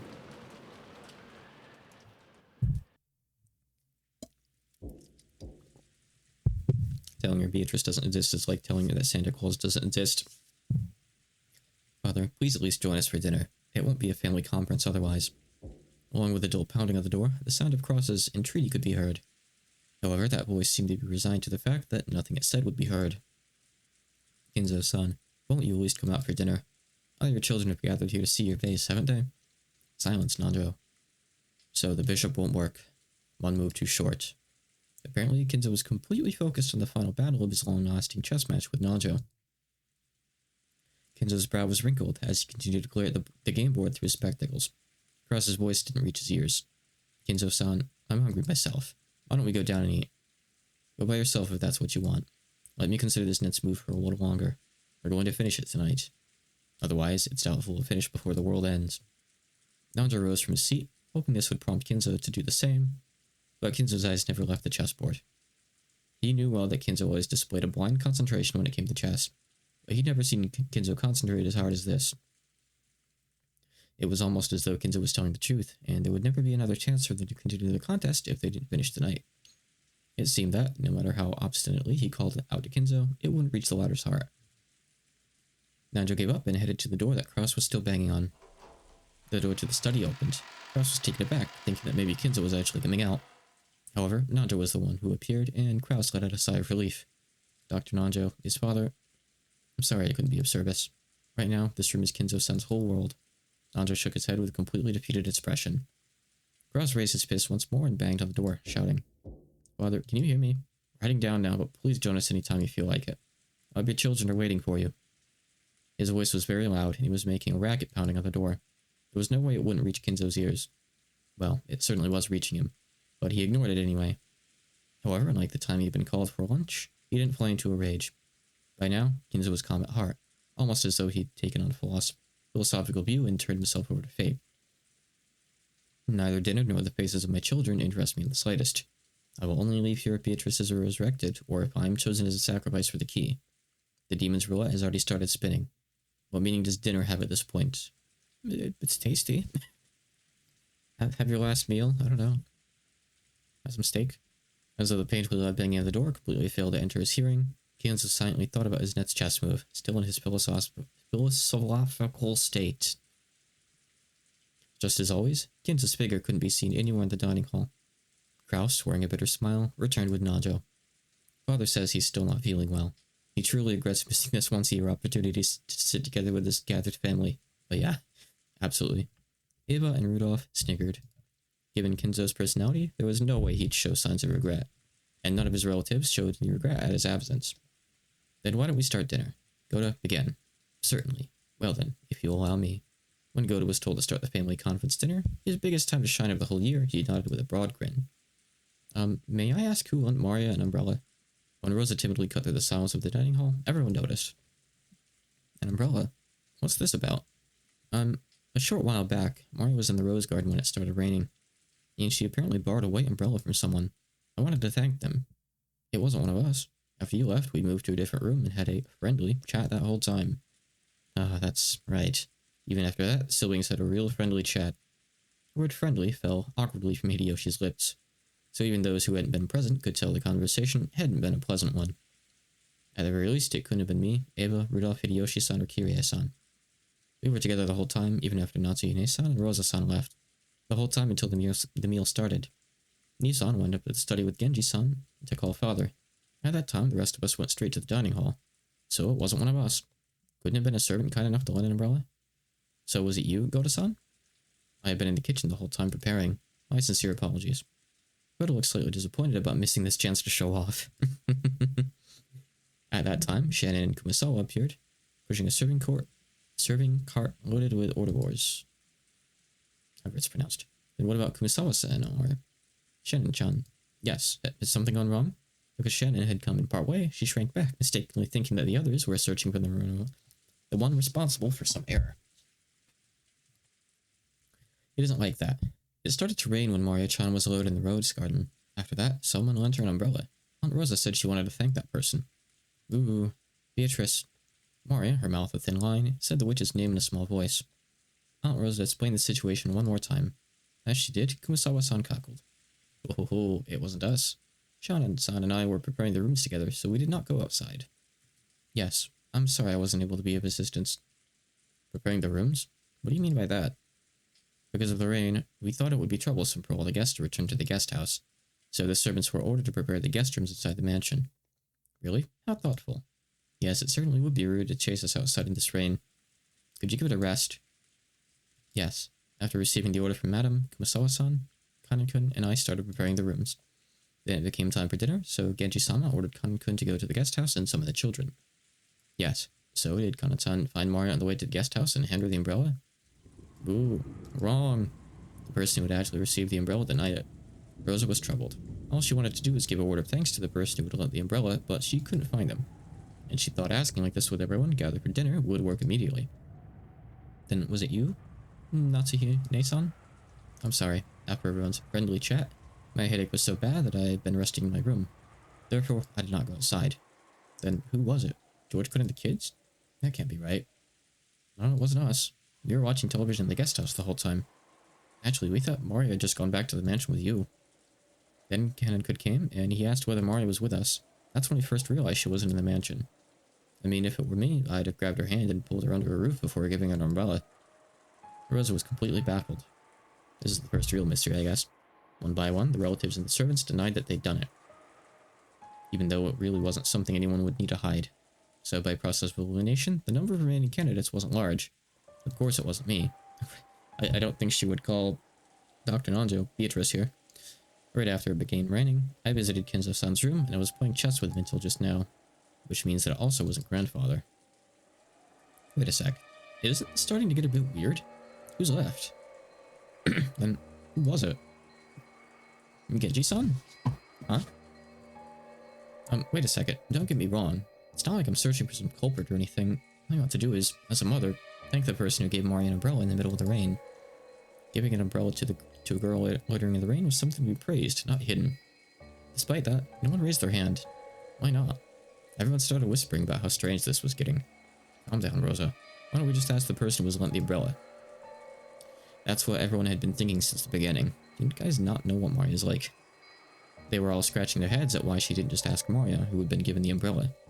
However, Rosa bit her lower lip. After all, she already knew how Maria would answer if asked. Of course, Rudolph-kun here's got it right. Maria-chan, tell your uncle. Who went to the umbrella? Beatrice. The dining hall was wrapped in silence for an instant, but it was soon interrupted by a burst of laughter. Ha ha ha. I see, so Beatrice, the Witch of the Forest, felt pity and lent her an umbrella. What a lovely story. Rosa, there you have it. Rosa couldn't believe it. Even though she just wanted to say thanks for the umbrella, why did everything have to be so clouded in smoke? Ooh, just like Uncle Kraus said, Beatrice let me borrow it. Ooh. Aha, isn't that wonderful? We should all be jealous of such purity. What do you think, everyone? Ahaha. Kraus was laughing with a face that was clearly mocking, but Mori was overjoyed, apparently convinced that her claim was being believed. How did that work? Does that mean a witch really appeared and lent her an umbrella? Jessica asked me in a small voice that wouldn't carry over to Maria, who was sitting across from me. Has Maria ever been the type to make jokes? If we'd heard that kind of story pop out of my old bastard's mouth, we would have just taken it as another joke. However, it was hard to explain it away like that when Maria said it. This was getting pretty unnerving. No way. She's always been frank and serious. She's the sort who'd believe any joke, even ones normal people could instantly tell were lies. I've never even heard of her cracking a joke. Aunt Rosa probably knew that better than anyone. It appeared that because of this weird situation, she had no idea what was going on anymore. So if Maria says she borrowed an umbrella from Beatrice, that must mean it really was Beatrice? We're talking about Maria here, so I can't think of it as some kind of metaphor or joke.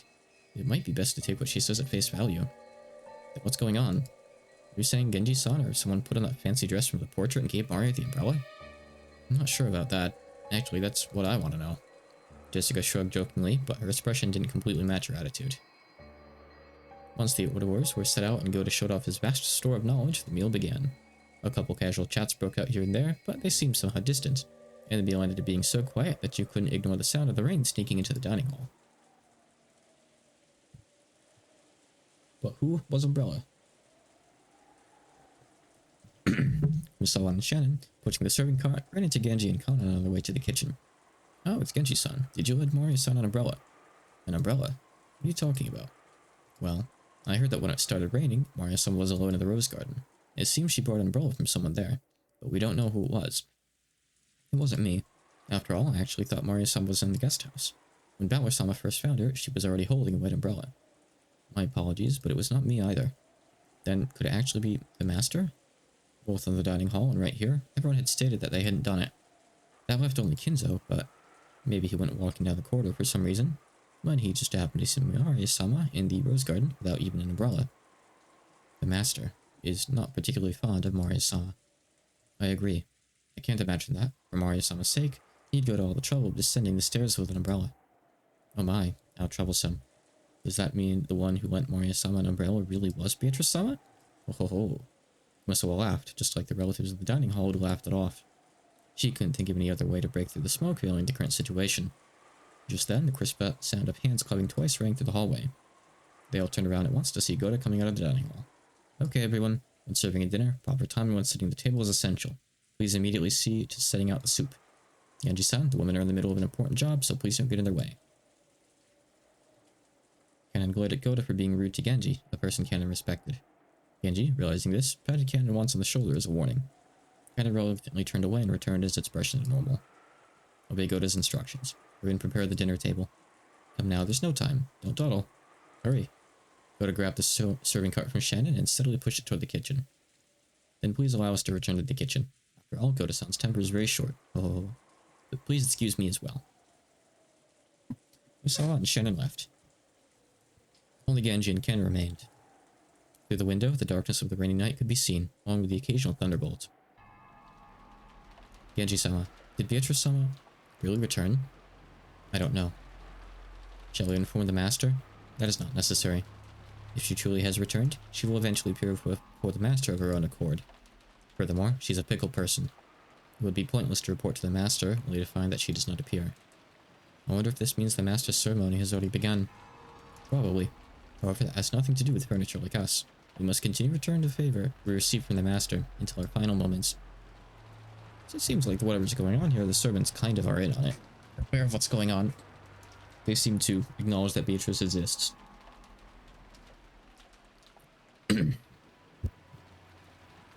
Yes, that is furniture's duty. The thunder crashed once more. Except for those instants when lightning lit up the sky, nothing could be seen at the window but the darkness of night.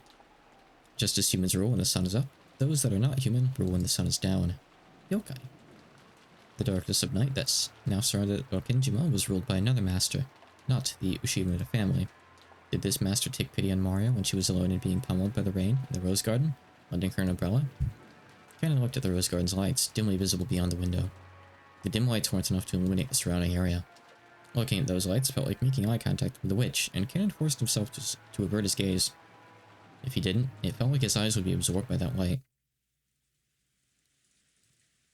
I'm just gonna make a quick save since I realize I haven't done it a single time. I don't think we have any updates in here in particular, right? Like in the profiles and stuff. There's nothing in the tips menu besides the epitaph, which you can refer to if you want. This is handy. You get like references to certain things in that menu. But I think all these are still the same. Yeah, it doesn't really get updated to say like, oh, umbrella thing happened and whatnot. It doesn't really matter. Can the weather change how people act? You often hear stories about how things like atmospheric pressure can influence people's moods and physical health. For some time now, everyone had been struggling to clear the gloomy atmosphere, but any conversation was quickly cut off, and in the end, the dining hall was simply filled by the sound of rain. I definitely feel like I have less energy on rainy days. So I think there's something to that. Dessert was some kind of chocolate cake, accompanied by pear sherbet. Oda-san enthusiastically explained the recipe as soon as this final dish was presented, but I quickly forgot the details. The guest of honor, grandfather, was absent. So, yeah. The weather was horrible, and the identity of the one who lent Maria an umbrella remained a mystery. When dinner ended, no one even felt a bit refreshed. It was too late now, but I realized painfully that taste wasn't the only important part of a meal. The whole atmosphere was also critical. Goto-san, the supposed conductor of this musical piece called Dinner, did his best to enliven the place, dropping little jokes left and right, but apparently not one of them succeeded.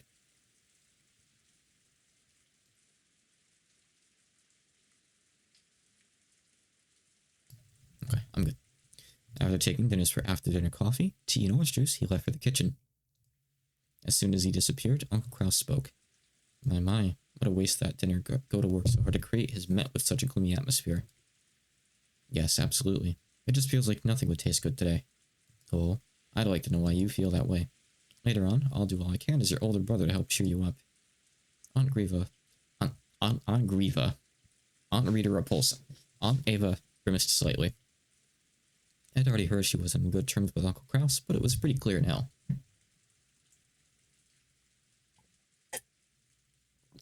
It's a bit better.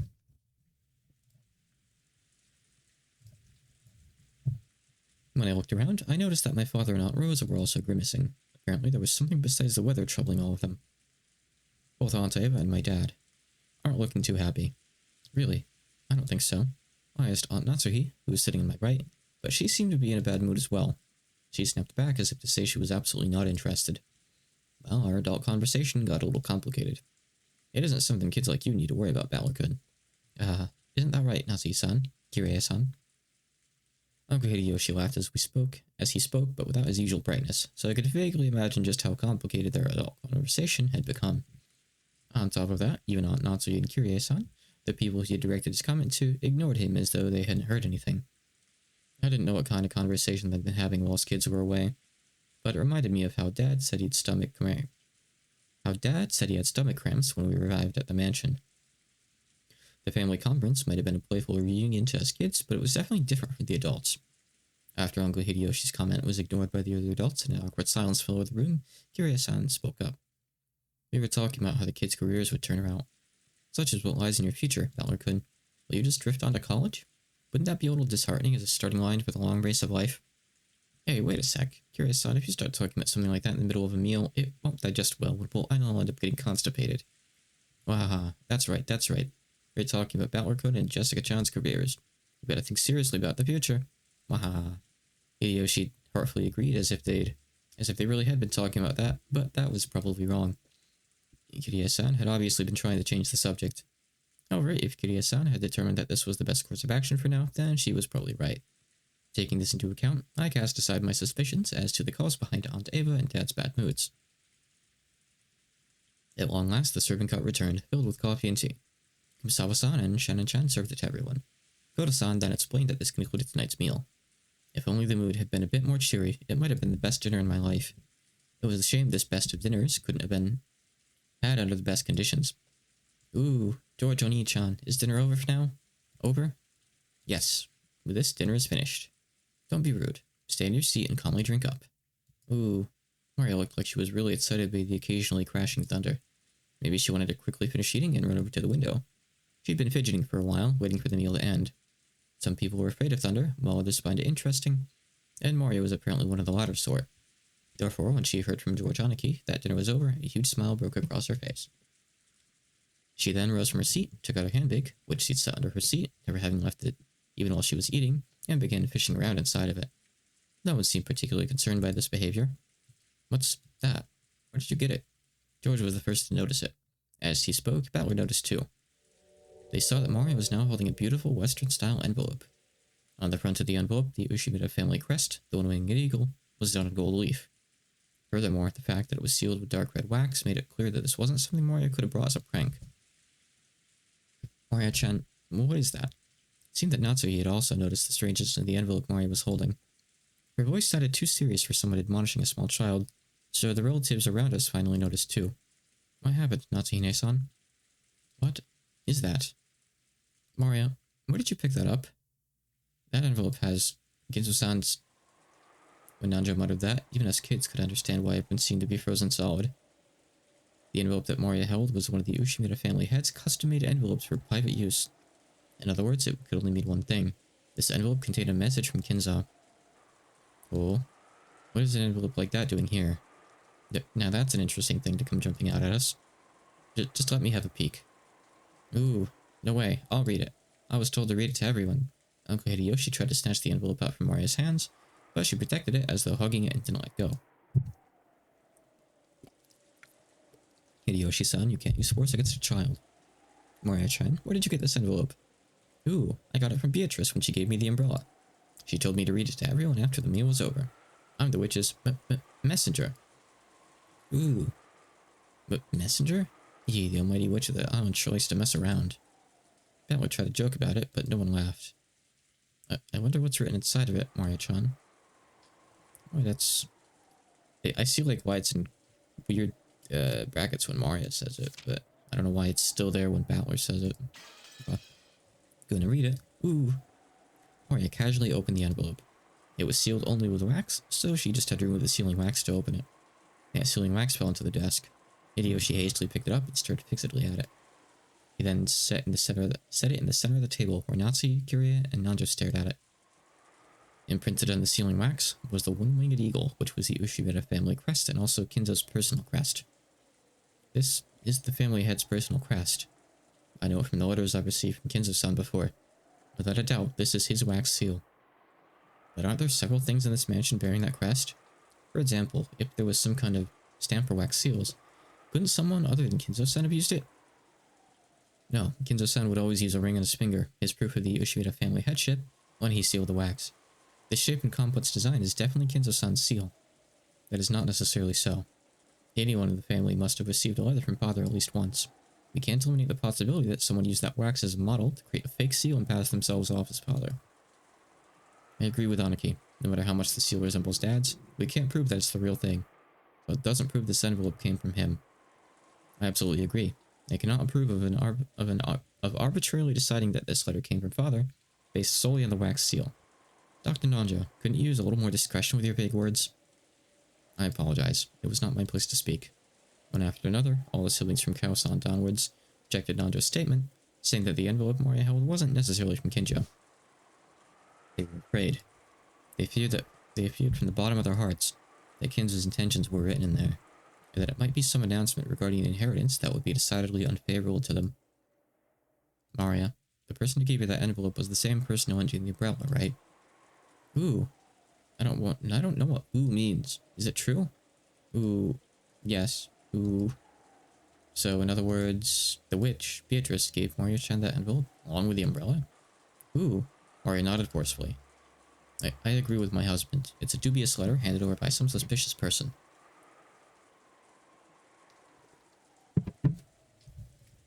It isn't even worth reading. There's nothing wrong with just reading it, right? Battler said it to Jessica, in a small voice, trying to act tough, but Natsu heard him clearly and glared at him with threatening eyes. And then, Beatrice told you to read it after the meal was over, right, Maria? Ooh. It's okay, everyone. This envelope didn't come from Grandfather, but from Beatrice. Regardless of who actually wrote it, why can't we just hear what's inside before we decide? That's right. Even if Father didn't necessarily write it, I'd still like to know what's written inside. Maria-chan, I'm sorry I tried to take it from you by force earlier. I apologize, so will you read it aloud in front of everyone? Maria, read it. Ooh. As all the relatives stared fiercely at Maria, she spread the letter open with a wrestle. Do you think it really came from Dad? Impossible. Whenever Father has announced something to us in the past, he would always send Genji if he didn't do it directly, right? I cannot believe that he would use such a joke-like approach. That's right. Maria, a messenger? That definitely doesn't suit Father's tastes. Could this be Maria-chan trying to surprise us by putting on some kind of show? But Maria isn't really a kid who'd be capable of something so thoughtful.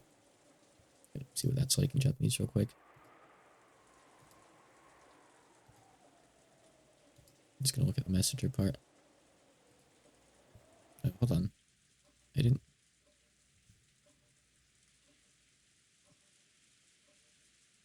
Which line was it in? I think these are like line broken and like split the messages differently or something. I mean, yeah, it's literally just the word messenger. Weird. I don't really know why they bother. Okay. Strange. I'm gonna read it. Ooh. The words came out of Maria's mouth, but for some reason her voice seemed different from usual. Everyone went suddenly silent. Welcome to Rakenjima, members of the Ushimura family.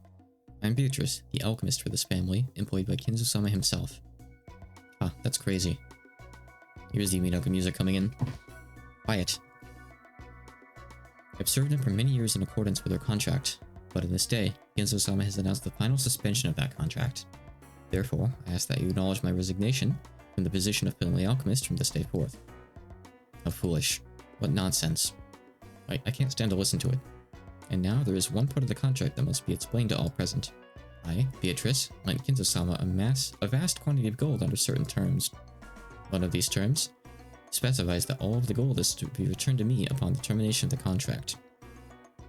Furthermore, I am to receive everything of the Ushimura family as interest. Ridiculous. It's been ridiculous from the very beginning.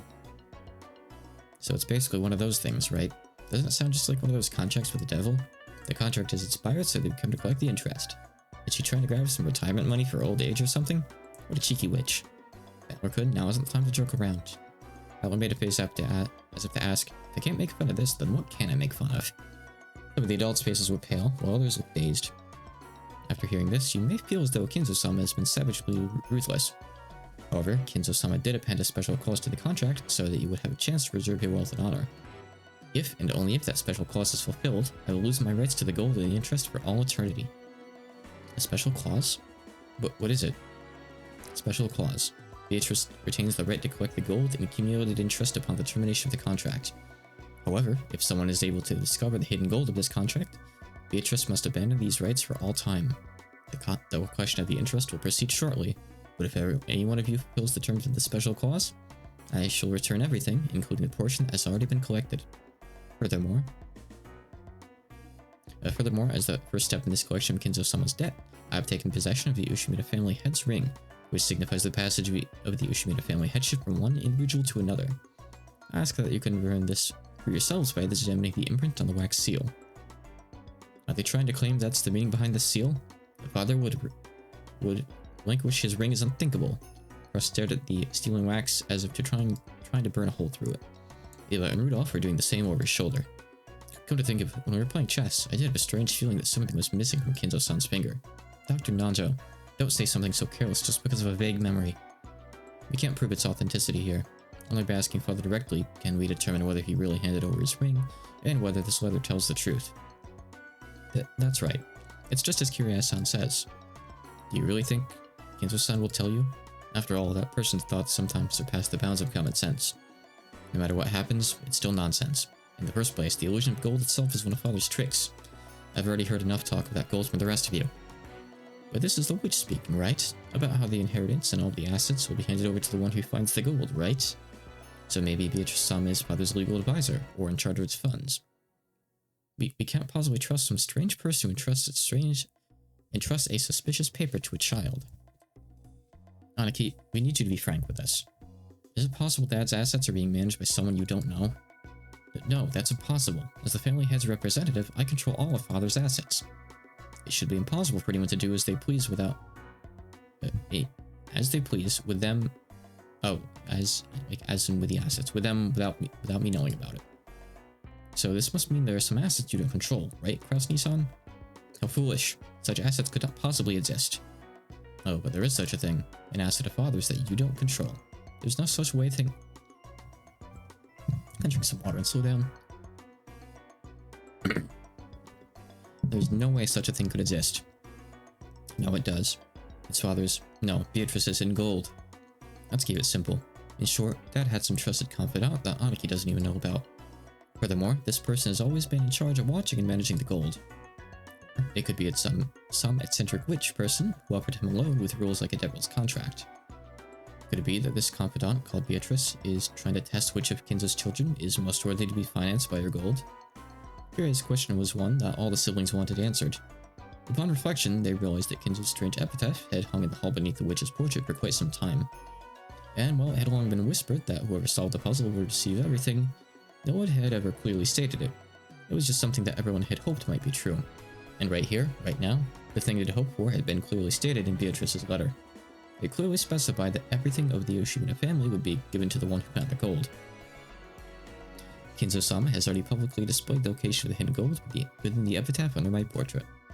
The rules apply equally to all who can read the epitaph. If you discover the gold, I shall return everything to you. Tonight, I ask that you enjoy your battle of wits with Kinzo-sama to the fullest. I sincerely pray that this night will be both intellectual and elegant. Beatrice the Golden. And there it is. The real Umineko starts here. No, there's a few different points where I could say that. Father, I know you can hear me. Please respond. The door to Kinzo's study was being violently, harshly beaten against over and over again like a percussion instrument. The yells coming from the other side belonged to Cross, Rudolph, and sometimes Eva. It was the siblings who were trying to intrude upon Kinzo's study to question him about the truth behind that mysterious letter. Kinzo was eating. An elegant tablecloth was stood over the desk. The fabulous dinner that had adorned the table down at the dining hall was reproduced here. Kinzo continued his meal in silence. Shannon, taking away an empty plate, looked uncomfortably between the door being pounded on and Kinzo's face. Everyone is calling for you, but what should I do? Leave them. God and my meals both with silence as well as a virtue. Should I silence them? There's no need. It does not even reach my ears. Kinzo enjoyed his food, apparently indifferent. Genji quietly lowered his head and took a single step back. As he did, Cannon, who stood in reserve like a shadow behind and to the side of Genji, opened his mouth. Maria-sama apparently received a letter from Beatrice-sama, so I imagine they might want to test its authenticity. Has she started already then? Come, Beatrice. I have no shortage of coins to be wagered. Shall we enjoy this night to the fullest? I don't think I'll lose. Your smile will be mine for all eternity. If I could see it one more time, I wouldn't regret losing my wealth, my honor, or even my life. Oh then, the roulette has begun to spin. Which pocket will the ball fall into? Lawyer, Rouge, or house takes all? Come, you may begin, Beatrice. I'll show you the power of miracles once more.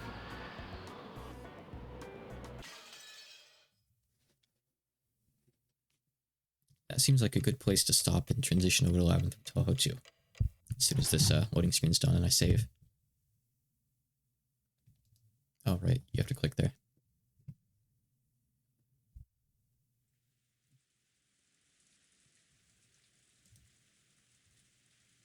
That seems like a perfect time. That's really convenient, actually. Okay. All right, let me get more water. And I'll be right back. And I'm going to switch games, I think.